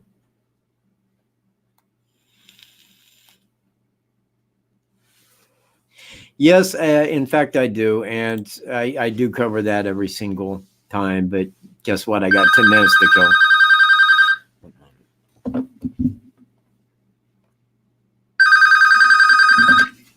Hello.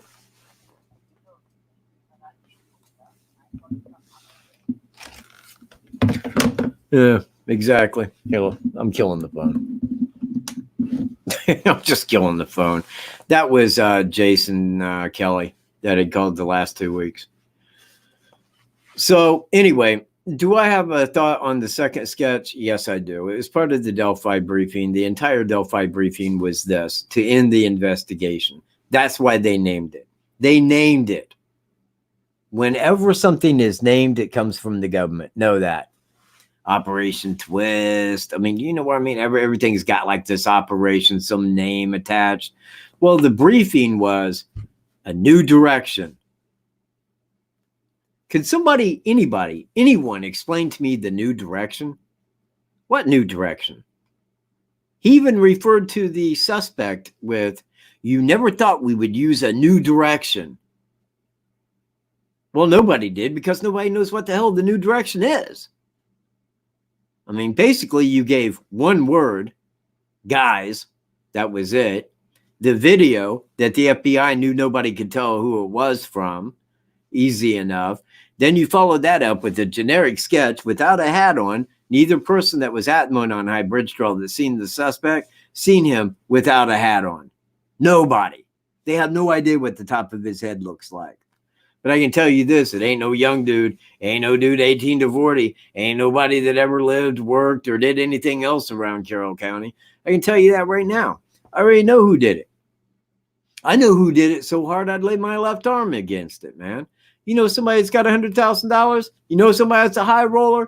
Get all of them. Tell them if they want my left arm. And honestly, I mean, I can't be picky about what they do with my arm.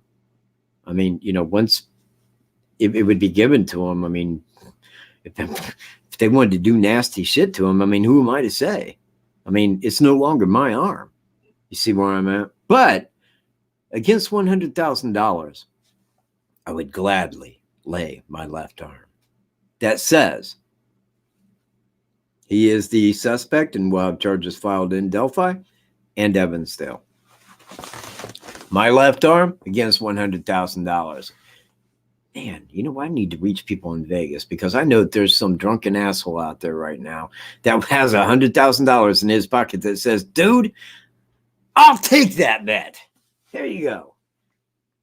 I could walk out with 100 grand. Other than that, though, man, I mean, I do have a side bet. You know, if anybody wants to legally do this, we can. But it's got to be done. I mean, it must be done because there will be like consequences if not legally. But if somebody would like to make a wager on me that if it is not him, then I have to curtsy to them naked at the courthouse. I have to be in the nude. But the same applies if it is him. This I could just take everybody and we could go to Howard County Courthouse. Anybody that signs onto the line. We could get that done, but I would need video. I mean, you got to understand it's going to be on video. You know, that whole double curtsy to me naked. I mean, all of you. We'll just have you all lined up. You can all be nude and shit. There'll probably be charges filed on you, but I don't care. I mean, it's in the contract. It's law. I mean, you're not really breaking the law when you got to fulfill a contract signed. Just tell people to look away.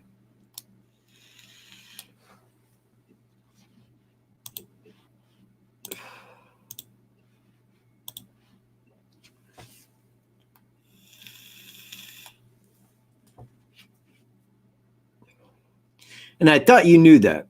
I did. I thought you knew the phone number. Me? No. If you're talking to me, no. Now I would. I mean, I would, man. I would gladly do what I do. I would gladly do that for law enforcement. Like, no question about it, because what I do is I look into murder. Murder is stone cold against common law, straight up. I mean, I hold nothing on that. It ain't like I'm arresting somebody for just being an idiot. That's what cops do. They don't care if there's a victim. We don't care. Talk to the judge. We don't give a shit. Slam. Cops don't care, man.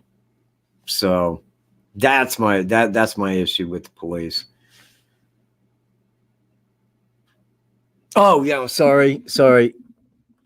Okay, you know what? If you had tried to call again. I shut the ringer off.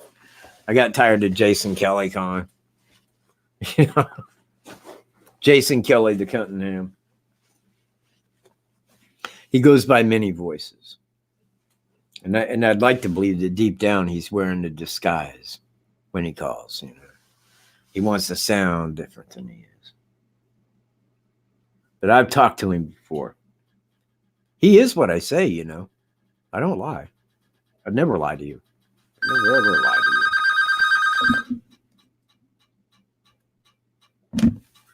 Hello. Hey. Yes, I can. You're on live though. All right. Well, this is Devil Ants, brother. I just met that, and I spoke with you before. Yep. On the phone. Uh-huh. I had a question, Mike.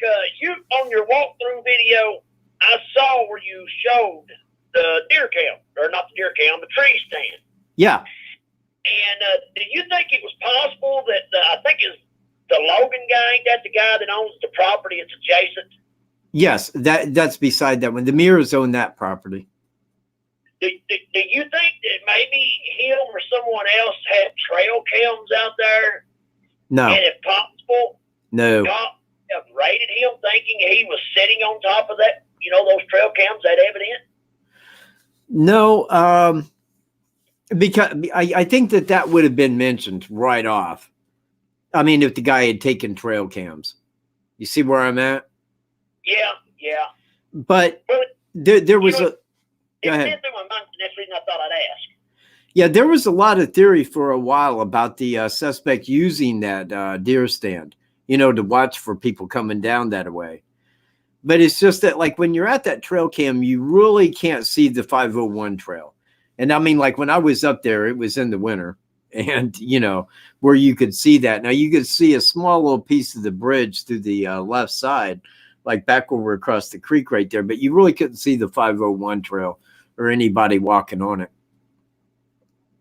Well, I've seen your walkthrough video, and you said you'd been out there during the winter. Yeah. And I know the murders, from what I've read and seen, took place in the wintertime. February, I think. Yep. And with the water, since it's in February, snow and rain and everything, wouldn't the water have been up in that creek or stream or whatever? Wouldn't that have caused some problems when he forced them, or they, when they crossed or whatever? Yeah. Now I've touched upon that, because I forget how I stated that, because I don't know the exact clothes that Libby was wearing that day. I will refer to her as Girl One. Okay. I don't know the clothes that she was wearing, and somebody said that she was wearing sweatpants.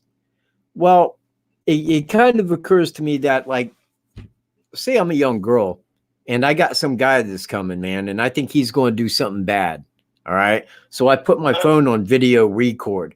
Well, I'm not going to sit there with that phone aimed at him, because I'm out in the wilderness. I don't know what this guy's going to do, but he's clearly going to see I got a phone aimed at him where I'm recording him. You see, and she wanted to get that to law enforcement, I'm sure, as to, like, hey, this guy was there. Listen to what he had said to us. Right. So I think that when he turned around, when she cut that video, I think the next thing that she did was stuck it in her waistband or in her top. But it depends on where she had stuck it at. Now, if she stuck it in her waistband, then there's the risk that when they crossed the creek, that it would have got wet, that it would have ended the recording. You see where I'm at? Yeah. But if it was in her top, then it would have made it through the crossing. Because if the phone died when they crossed the creek, then they don't have the attack itself. They only have up to the point where the phone died. But if the phone made it across the creek, then I have good reason to believe, because that phone was on full charge when they arrived. Would have had to been. Well, they'd only taken a couple of pictures. That was it. They wasn't talking on the phone, to my knowledge, right at that time. So that phone would have been on full record when she hit video record. It would have been on full, like up in the 90 percentile probably. Now, at that time, that's going to record for a long time. So if it didn't die in crossing the creek, then they got the full attack on there. Well, it was, I reckon, from what I've seen, that there was a Snapchat photo of the one girl on the bridge. Yeah. Well, wouldn't that have or maybe I'm not, too technically savvy here, but wouldn't they be a charge icon at the top of that picture, unless that's a screenshot or whatever, or would that show anyway? It did. It did. And I had that. I had it on my computer, and I don't know where it went, man. I do not, but the original one that came out, it had 207. Now, I had other people tell me that it was at 217. Now, I went back and I looked up the records on that, okay? And this is my take on it. It was 207. Now, if it was at 217, then that's really a breakdown of time, because you got to understand that from 217 to what was that? 10 till 3. Yeah.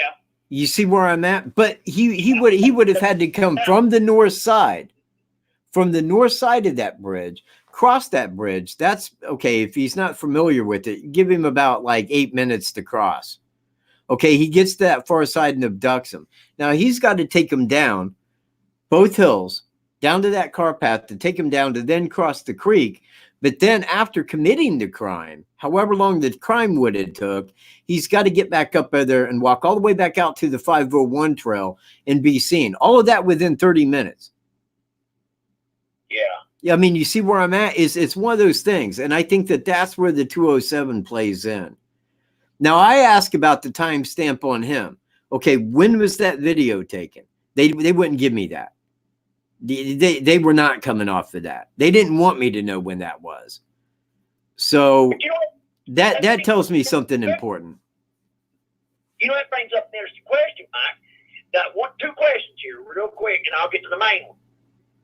If when you cross the creek there, and you get across the creek, is that once you get across it, are you on the Logan property? It depends on where you cross at.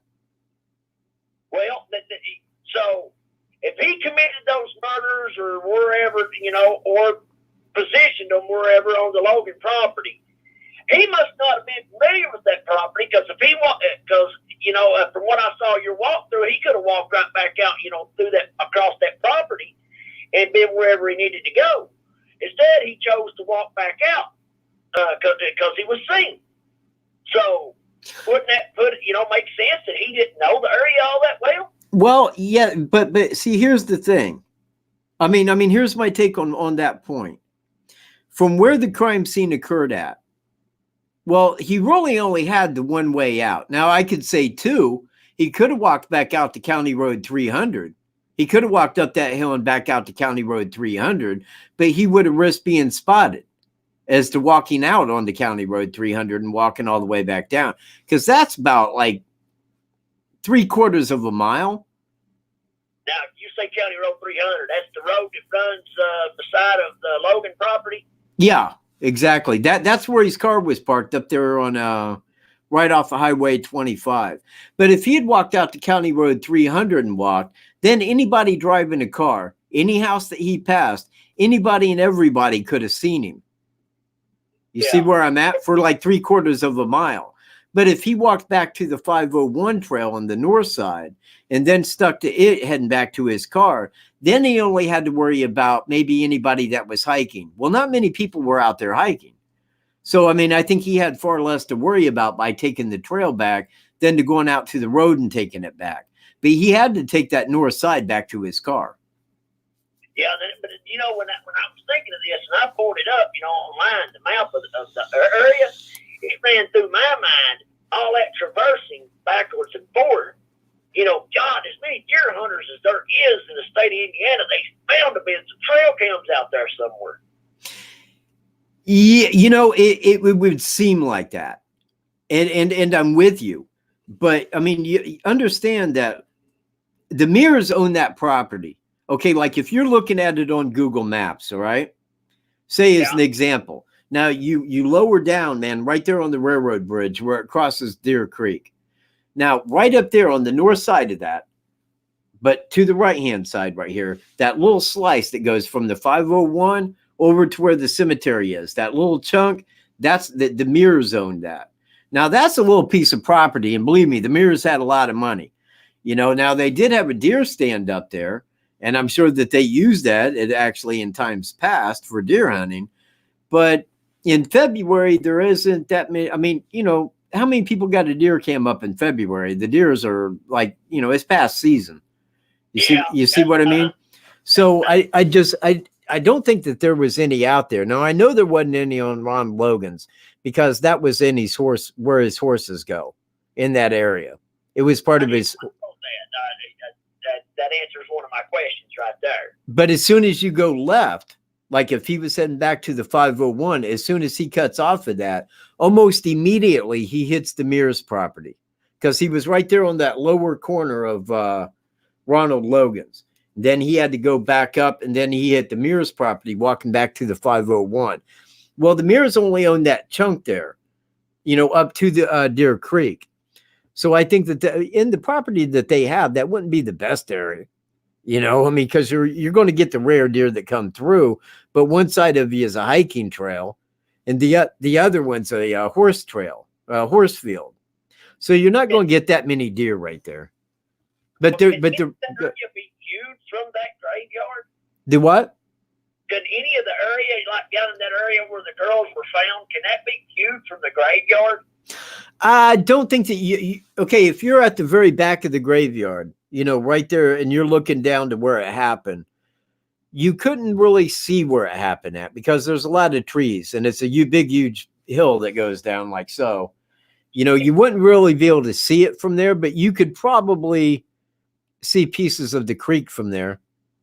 But you couldn't really just, it's not that close. It's still quite a distance down to where you'd be looking.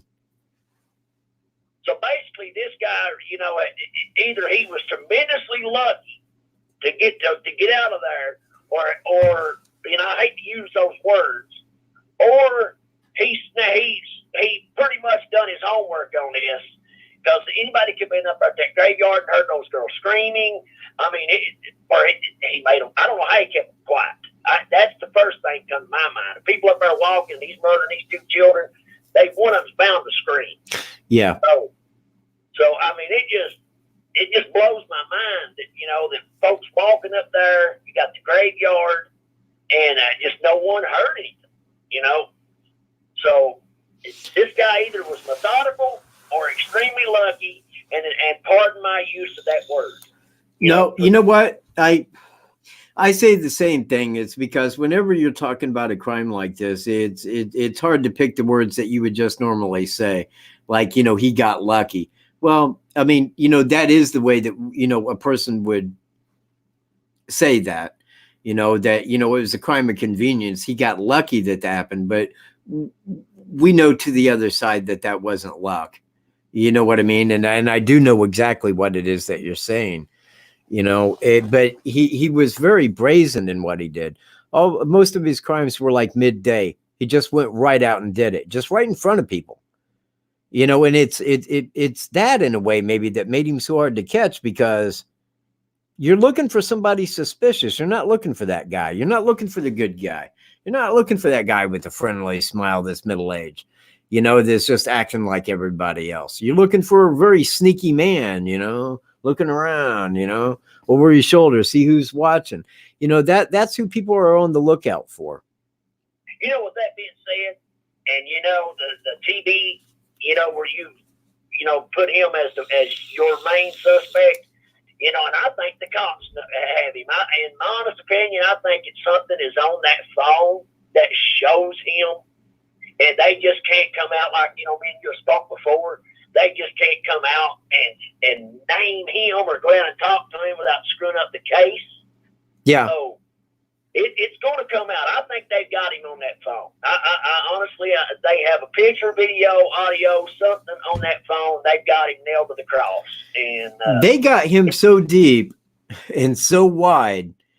And I was talking about this last night in the Identical. I said they got him on video. They got him on audio. They got two people that seen him. They got his DNA. They got everything on this man. There is no way that this guy could sit there and say, I didn't do it. Dude, we know you did it. We know full well you did it. That's how well we know. You know, but what I'm afraid of is that they're going to use that to bargain out of the death penalty. And I don't want them to do that. If any man deserves death, it's this son of a bitch. Yeah, I'd love to be, you know, outside that chamber and view him get the needle. I really would. No. Because this guy deserves it. This guy does. I don't want the needle. I think that is, it's too merciful.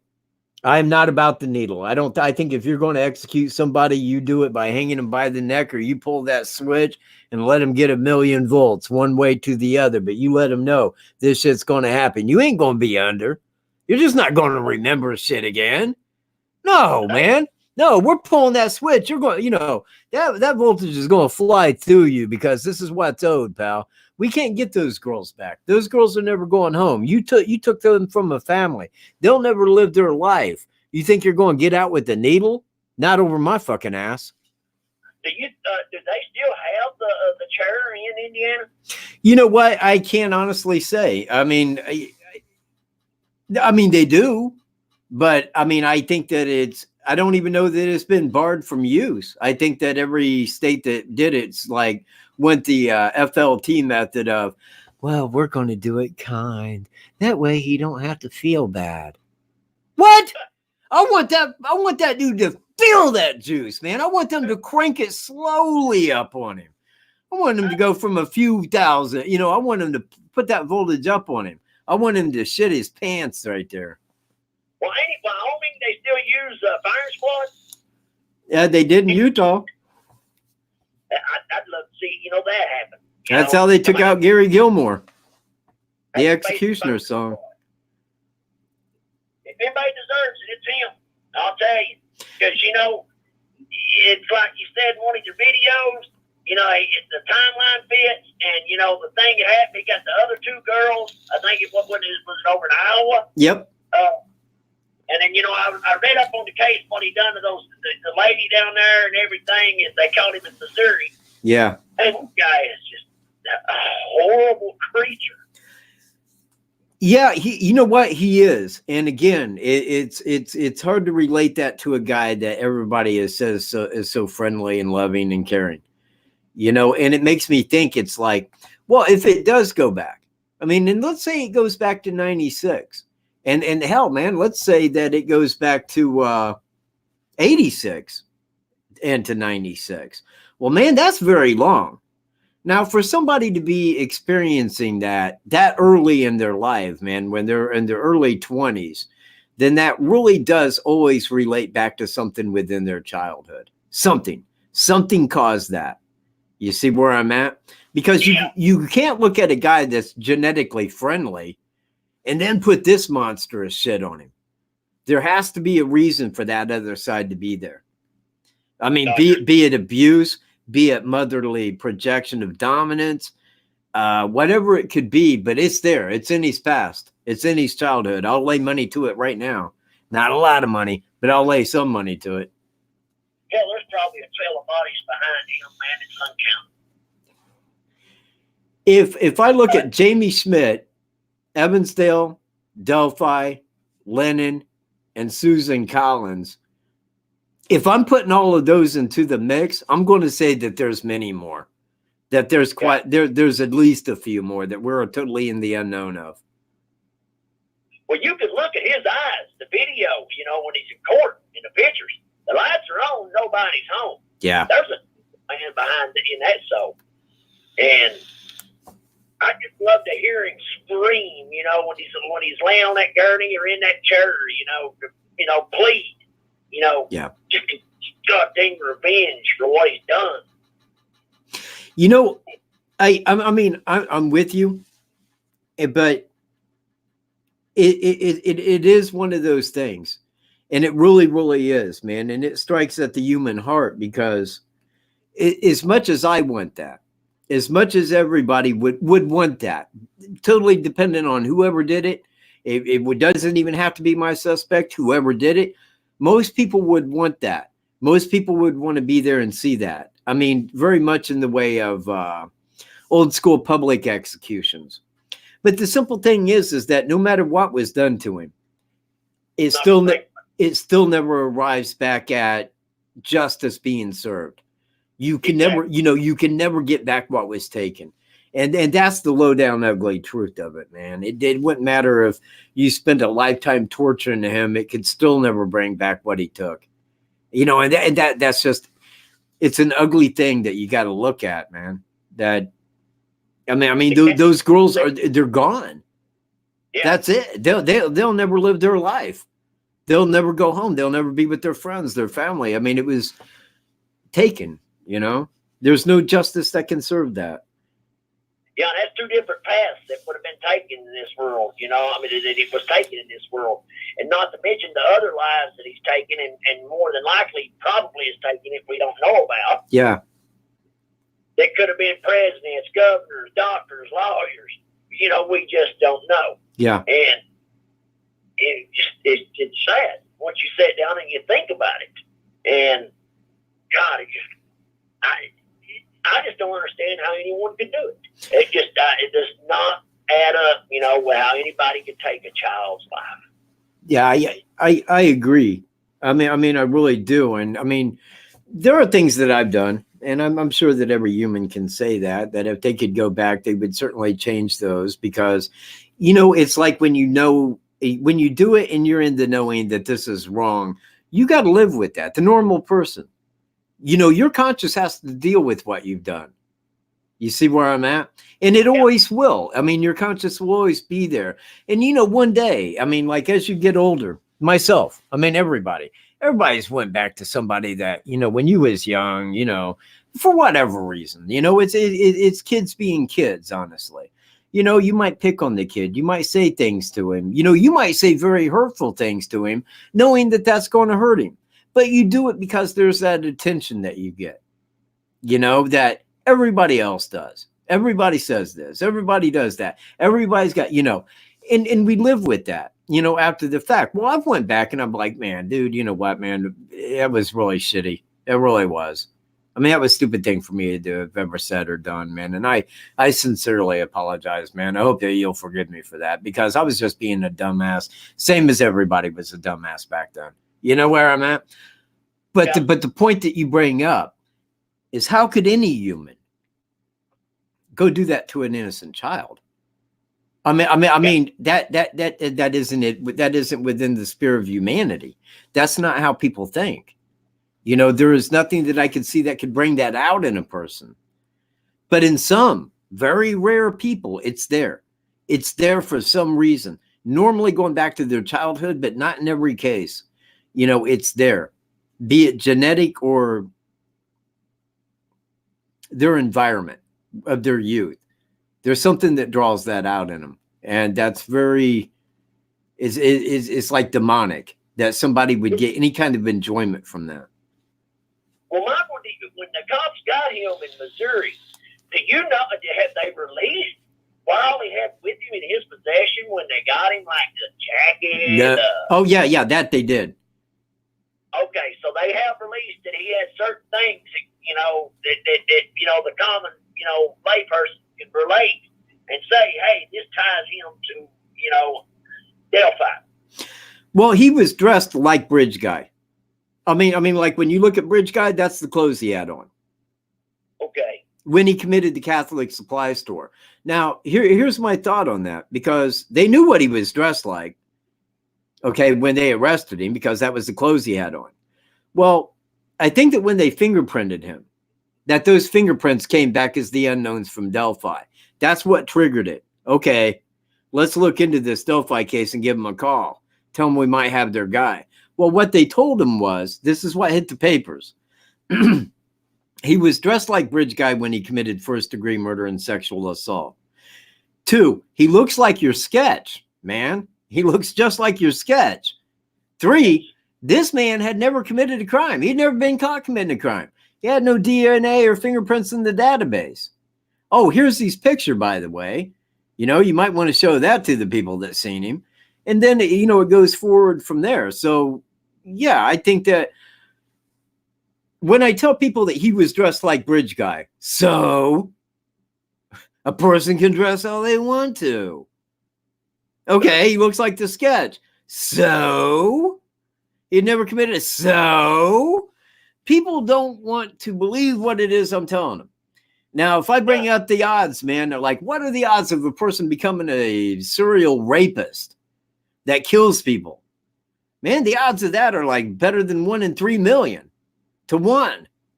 Well, how many people out there are like him, that dress like that looks like this sketch? Do you see where I'm at?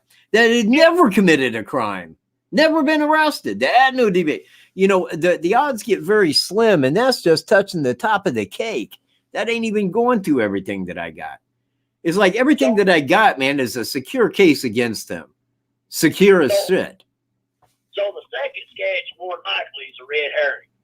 It is a generic sketch to throw people off. Now, here's why I say that.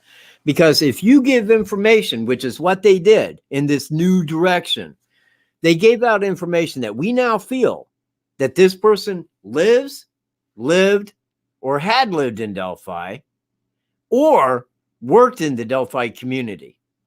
One of those. And that he is ages 18 to 40 and looks like this sketch. Well, I knew when they released that sketch, because when they did that Delphi briefing, I was already in the know of the larger part of what I'm talking about now. And I already knew who did it. And I knew that they knew who did it at that time. And when they released that, man, I was very pissed. And I get very pissed at law enforcement. I get very pissed when I see them doing that shit, because I knew that it was like a lie. I knew it was a direct lie to everybody. that they was given old information because they were looking into that before he came along. They was under the same suspicion that I was. The guy had to come from Delphi. That was the only way to get in and leave without being seen. Nobody else seen him. 2 people that was at the trail seen him. That woman walking her dogs and the flannel shirt guy when he was leaving. He was there for over 3 hours. So once I found the directions from where he lived to his brother's house in Fort Wayne, and it passed Monon High Bridge Trail, I knew that he was the guy because I had checked almost everything else off the criteria. He had the route. He had passed there many times. I knew he had used that as a stopping point. That's how he knew the trail. He knew that it was a safe, secure area. None of the locals knew him by face or name. They couldn't say who he was if he was seen by somebody. He felt very secure going there because he went there for that reason. It was on the reverse date of Evansdale. He showed up to commit murder. It was in the full knowing, first degree.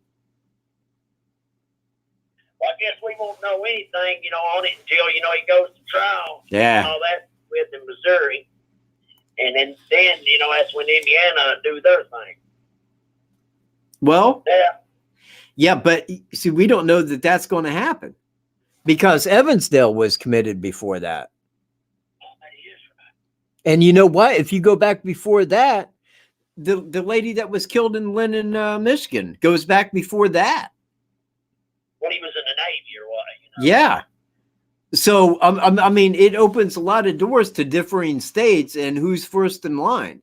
Who's going to get him first. Because if it goes by time, then he would go to Michigan as of right now. And actually, if he committed the Susan Collins rape and murder, then it would go clear back to 86 and Tennessee would get him. And then Michigan, then Evansdale, then Delphi. And when you look at the time that he would be tried and convicted in Indiana, man, you might be looking 5 years down the road, literally down the road. But here's the good news to it. When the case down there in Missouri completes a year from now, just under a year from now, that's when all of these states will have their chance to go talk to him. All at one time. They can all go in and talk to him. Okay? Because he's not being held by any state at that time where he's under representation. They can all go in and talk to him. And at one time, they can come out with every case that he's going to be tried on. He now admits to this case, this case, this case, this case, right? And then they got to go through the ringer of bringing him in and convicting him. But if he admits up front, then that's really going to pull a lot of evidence out of anything that we would know. And I think that they want to work on that as well. That way nobody knows anything. They can just, bam, he said he's doing life by. We got it. We got the guy. Everything's clear. But nobody's going to know anything about this. Nobody would know from the court case. But him going from state to state to do these heinous acts, now wouldn't that fall into interstate, and wouldn't that go with the feds? You know what? That was my original thought, but actually the crime needs to go through the state. Like as an example, if he came to Indiana and abducted a person, okay, and then he took him across these state lines back into Missouri and killed him, that's a federal state. That's a federal law because he came over here to get it, abducted him, took him back across state lines, and then killed him. That would make it a federal crime because it crosses state lines. But if it's in one state, then it remains the, it's like I had asked Sheriff Lesenby about who had jurisdiction over this case. Oh, we do. It goes into the county. So you're the guy pulling the cards then. Then it's you, right, Sheriff? Because what I wanted to know is did the feds have a hand in it? Or is this going to be a federal case? Well, apparently Delphi is not. None of them really would be because he went through state lines, but he went to that state, committed the full action, and then left the state. But he didn't commit that crime crossing state lines. Now, when they got Larry Hall, they got him. Now, this is the whole of it. He kidnapped the girl in Illinois. Okay. Yeah. killed her at, I don't even know where. I mean, we could say Illinois or Indiana. It doesn't really matter as to which one. But what he did do after kidnapping her and killing her, he transported the body back into the state of Indiana to hide it. And that's what got him on a federal charge. Was that? And here's what they got him on: kidnap and crossing state lines. That made it federal. They gave him life without parole. And because he's in a federal penitentiary, all these other counties, man, 54 different women that he's a prime person of interest in their abduction and murder, they go unsolved because none of them can go over and talk to him. And I don't understand that. I really don't. Well, personally, I don't think that Plainfield deal had anything to do with it. But do you think Delphi, the Delphi police went over and questioned that dude, Kevin Baker? The guy just got 35 years over Plainfield for, kidnapping the child in Ohio and bringing her to Indiana. You know what? Probably they went and talked to him, I would imagine, maybe. But you know what? It kind of goes back like this, like I was saying earlier. Law enforcement knows that this suspect in Delphi had never committed a crime before, had never been caught, because he didn't have DNA or fingerprints in the system. That right there is going to tell you immediately he had never been charged. He'd never been arrested, or he'd have fingerprints in there. So they know that he had never committed a crime before. So if they're looking at a guy and they look at his rap sheet and said he'd been arrested, they got his fingerprints, we know it ain't him. You see where I'm at? Now they could go look into it to give the illusion that they're trying to solve the case, like they did with Daniel Nations. But it's not that they have to. I mean, they would pretty much be in the know that man didn't do it. You see where I'm at? Yeah, but it brings up another question on TV. Would his naval jacket have anything in it, or would that, that would indicate that maybe this guy, like he'd done anything while he was in the Navy, that they could go back on and say, maybe there's a crest in here, maybe he'd done something in one of the force of entry and said, or whatever, Yeah, you know what? Because in 1996, and that was the year that the lady up there in Michigan, that's when that crime occurred, was in 96. Now, he was in the Navy at that time. But then I'm thinking, because okay, you're in the Navy, man. You get TDY, man. You can go home for a couple weeks. You get your vacation time. He goes back where? To home. Montrose. That's where his family lives. That's where he's from. That's where his friends are. Right? That's where he would be back to Montrose, Michigan. Okay, fair enough. He's in Montrose for a couple weeks. Well, hey, guess what, man? I'm out getting drunk. Woo, woo, woo, woo, woo. Hey, here's an old lady. Hey, you see where I'm at? It's like the mind of the monster takes over. But here's the thing. When he committed that crime, now, mind you, it was in the state of Michigan, and they would hold the jurisdiction. I mean, the Army couldn't charge him. Even though he was in the Army the Navy couldn't charge him, even though he was in the Navy at the time, because it wasn't on base. Now, he was still a soldier, but I don't think that plays in, because then they would have to try him through the Navy. Well, they wouldn't now. He's been out for a long time. You see where I'm at? So I think that the state of Michigan would have to try him on that. But I do go back to the fact that he was in the Navy for a while. Okay. He was there in, San Escato or something like that, California. He was in these different places. And that's where I would be looking for these crimes. Now, when I was looking for the crimes, man, I was looking for younger women. But again, I don't think this guy cares. I don't think he does, man. Old, middle-aged, young. I mean, it just depends upon his fancy, at that time.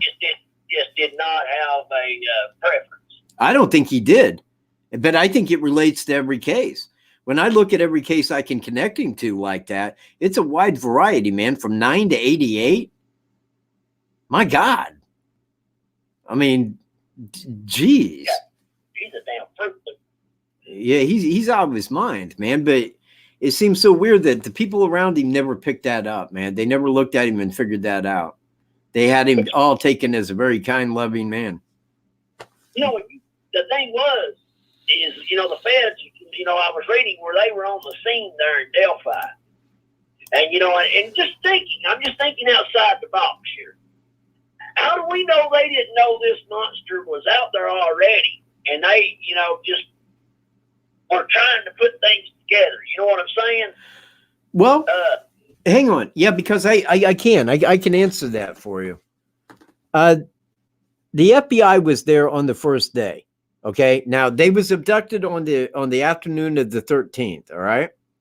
Now on the morning of the 14th, before the girls are even found, at that point, it's 2 missing girls. They had cleared the trail. They weren't at the trail. They were searching the private property surrounding the trail the following morning. That's when they was found. But the FBI was already there the following morning. An FBI agent was already there. Now, when asked about that, they're like, oh, yeah, well, he was just in the neighborhood and he was talking to a local cop. And, well, when he got called there, he just thought he would ride along. Well, of course, they got a reason for it because they're not going to tell you the effing truth. Here's what I believe. When the girls became abducted, once it became big, like, okay, well, these girls ain't here, and they most surely didn't run away. They know this area, and the one girl is right up the street. They would know where to go. You can't travel down the south side because then it becomes like, I don't know. I mean, you got to go through private property on that south side. And if you go to the right on the south side, you hit the young girl's house. If you go to the left, you're on private property where it hits a hill, but it's just a flat land right there. They wouldn't have traveled back there. They knew that. And then if you go to the north side, well, then it's just the trail. But then you go into Mears property, which hits Ronald Logan's property, which has that deep ravine. And anybody that would have came up to that ravine would have said, okay, the girls didn't come this way because on their side of that ravine's a horse field. You see where I'm at? Yeah. And then it just levels off where you can't go any further right there. So they knew they didn't get lost, that they wasn't right there nearby lost. And, that's what probably made it feel that they may have been abducted. They may have been taken from here. Well, with that in mind, now I'm looking at this from law enforcement. Law enforcement is talking about this. Well, the FBI is going to hop on that immediately because here it is, a small trail alongside of a highway, 2 girls abducted on the reverse day of Evansdale. And that's exactly why they sent somebody. Said, hey, this might be our guy. This might be that guy. This may be the same dude. We better get out there and see if there are dead bodies, see if there is foul play at hand. Because if so, this is probably the same guy. If it is foul play, try to get DNA. That can tie him. Now, there was DNA, but that DNA didn't match anywhere because he had never been arrested. You see the lowdown? Without ever having been arrested, there was nothing to match him to. But it brings up another question. That railroad bridge, I know it's no longer active. The railroad's not. Right. But that would still be federal land, would it not? No. Nope. But it's been sold off to private owners. Yeah, I think that what they did was I think that the county had bought that or the state after they had closed because they closed the railroad. The tracks were inactive after I think it was 87, maybe 86 or 87. It was right after my dad had moved out there because I remember back when the trains went across County Road 200 there on that track. That was. Yeah, I was in like 86, 87. I think that's when they closed it. But after that time, once they made that a trail, I think that they took that all the way to the bridge. Because you can walk out on that bridge. Okay. Because when this was all, when I was reading up and all this was going down and everything, I was looking at all the authorities. I said, well, why wasn't a railroad detective called in on this? Since that, it's a railroad bridge. But you just answered my question. So the county, state, whatever owns that now? I believe so. Because if the railroad still owned it, the railroad would have to maintain it. Yeah, absolutely. And I think that when they gave up the tracks, when they took the tracks out, I think that was them saying like, hey, now we can sell this or something because I think that the state bought it because it's state property. But it's not okay. If you look at the trails on Google Maps, it's not going to be green where it's state. So it can't be the state that owns it. Well, see, that's in my mind's eye. That was my tie-in. That's why I was trying to tie, the FBI in on that. That being a federal property, but it's not. Well, I think that the FBI, I think that they're in on it, man, because of Evansdale. That became a federal case because it was two young girls that were abducted and murdered. Now, the same thing applies here, but I think that they knew immediately. They knew as quick as they got that call that, hey, this might be that guy. This is too big of a coincidence to go by. Two girls don't get abducted on a trail right off side of a highway every day, especially in a little small town like this. Hey, maybe if it was on the outskirts of Chicago or something, maybe, but in a small town, this shit don't fly, man. It's just exactly like Evansdale. And I think that was their tip off. And that's also why they was down there in St. Louis immediately to get his DNA, because they knew when his fingerprints came back, they're like, we got him. We got this son of a bitch. Let's go get his DNA. Smart Money says it matches, and it did. It did match. I can tell you right now it matched. It matched in no uncertain terms. And like I said, it goes beyond Evansdale and Delphi, and probably beyond Lennon and Susan Collins if she plays in.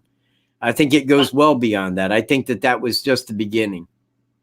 Well, I know I was listening to your videos and everything, where you said he was having financial troubles and issues like that was going up to the brothers. Where was his home base? Where was he, coming from? Where was he originating from to get to the brothers? And the travel, those directions. Where was he coming from originally? You mean where did he live at? Yeah, where was he living? St. Louis. To his brother. St. Louis. So he was living out of Missouri. Yeah, he had lived in St. Louis since, God, I want to say at least the real late 90s, like right around 2000, 2001. That's where his name starts popping up on, living in St. Louis and thereafter. My God, there's probably unsolved murders all around that area that's linked to him, man. Yeah, I agree. I totally agree. There was another lady that I put in that, at that time, and this is going back about a year ago, when I was looking into that, maybe 10 months ago, but she came missing. She was from up in Chicago area, but was down in Southern Illinois, was seeing a guy out of St. Louis. Her friend took her to the Amtrak station. That was the last she was heard of or seen again. Now, whoever abducted her at an Amtrak station. Well, if I walk up to somebody and I'm going to abduct them at a railroad station, at an Amtrak, well, the person's got to know who I am or they're not going to go talk to me. I can't abduct them. You see where I'm at? Exactly. So I felt that it was somebody that she knew out of St. Louis, and that's what tipped me off to it. So I went and looked that up because her body was found in the woods, but her skeleton was found, okay? And her skeleton had been burnt, like the person had tried to burn a fire to get rid of the body. So that made me feel like, well, it could have been him. It may be him. But I have nothing because the murder's not talked about or how she died or anything like that. So there isn't really anything to tie him directly to that. But it did come up as a possibility. It's one that I hold in the back of my file, as a possibility, though.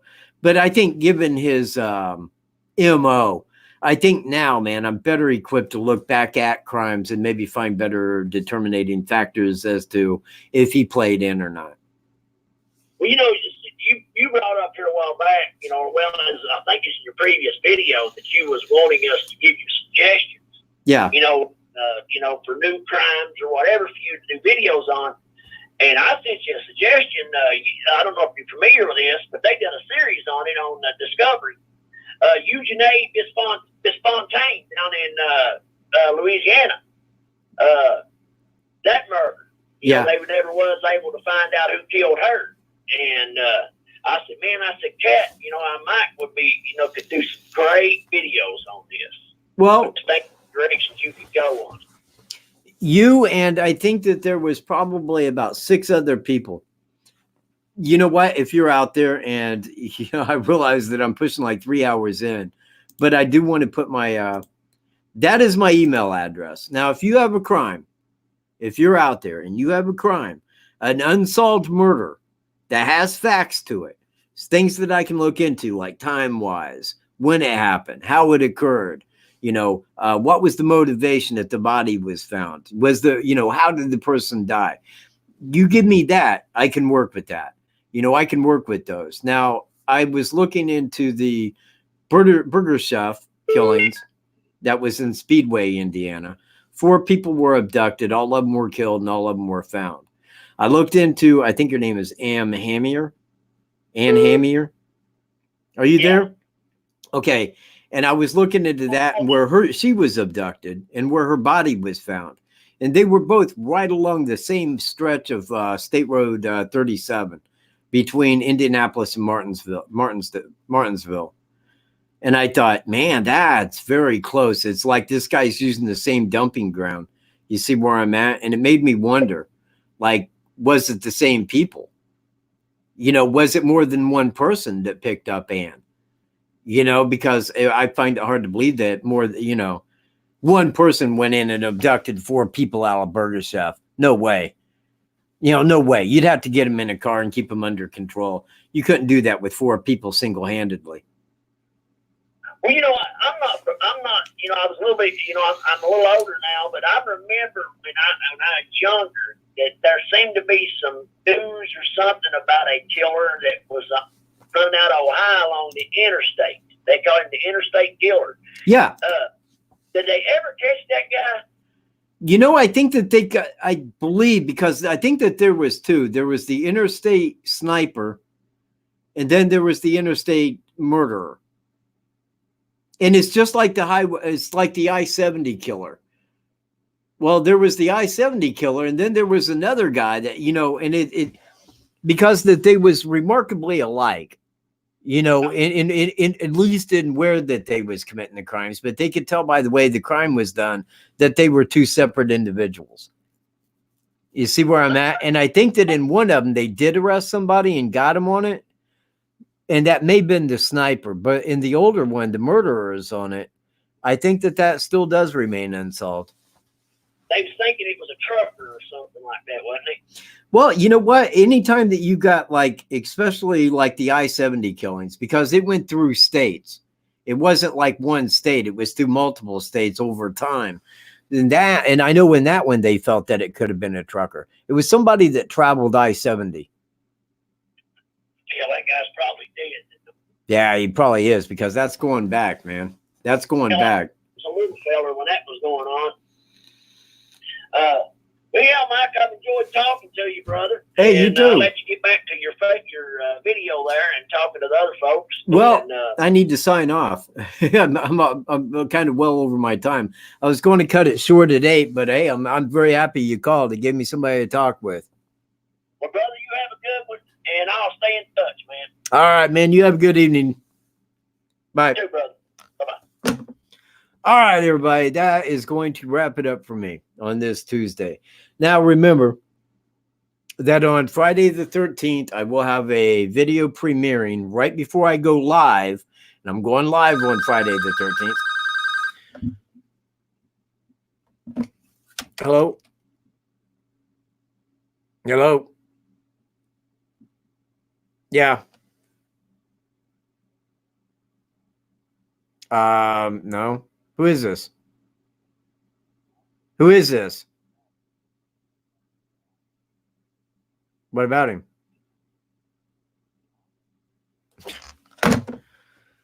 I'm killing that, man. There's idiots in the world. So anyway, remember, I'll be having the video premiere like right before I go live at 6 o'clock on Friday the 13th. So be ready for that. And probably at about 5:30. It'll probably be about 15 till, but it might premiere at 5:30. Then I'll go live at 6. So be ready for that on Friday the 13th. Don't wait for a notification. Nobody gets notified. This is my channel. They don't want you to be notified. So just be here at that time and it'll be ready to go. I have a very special guest.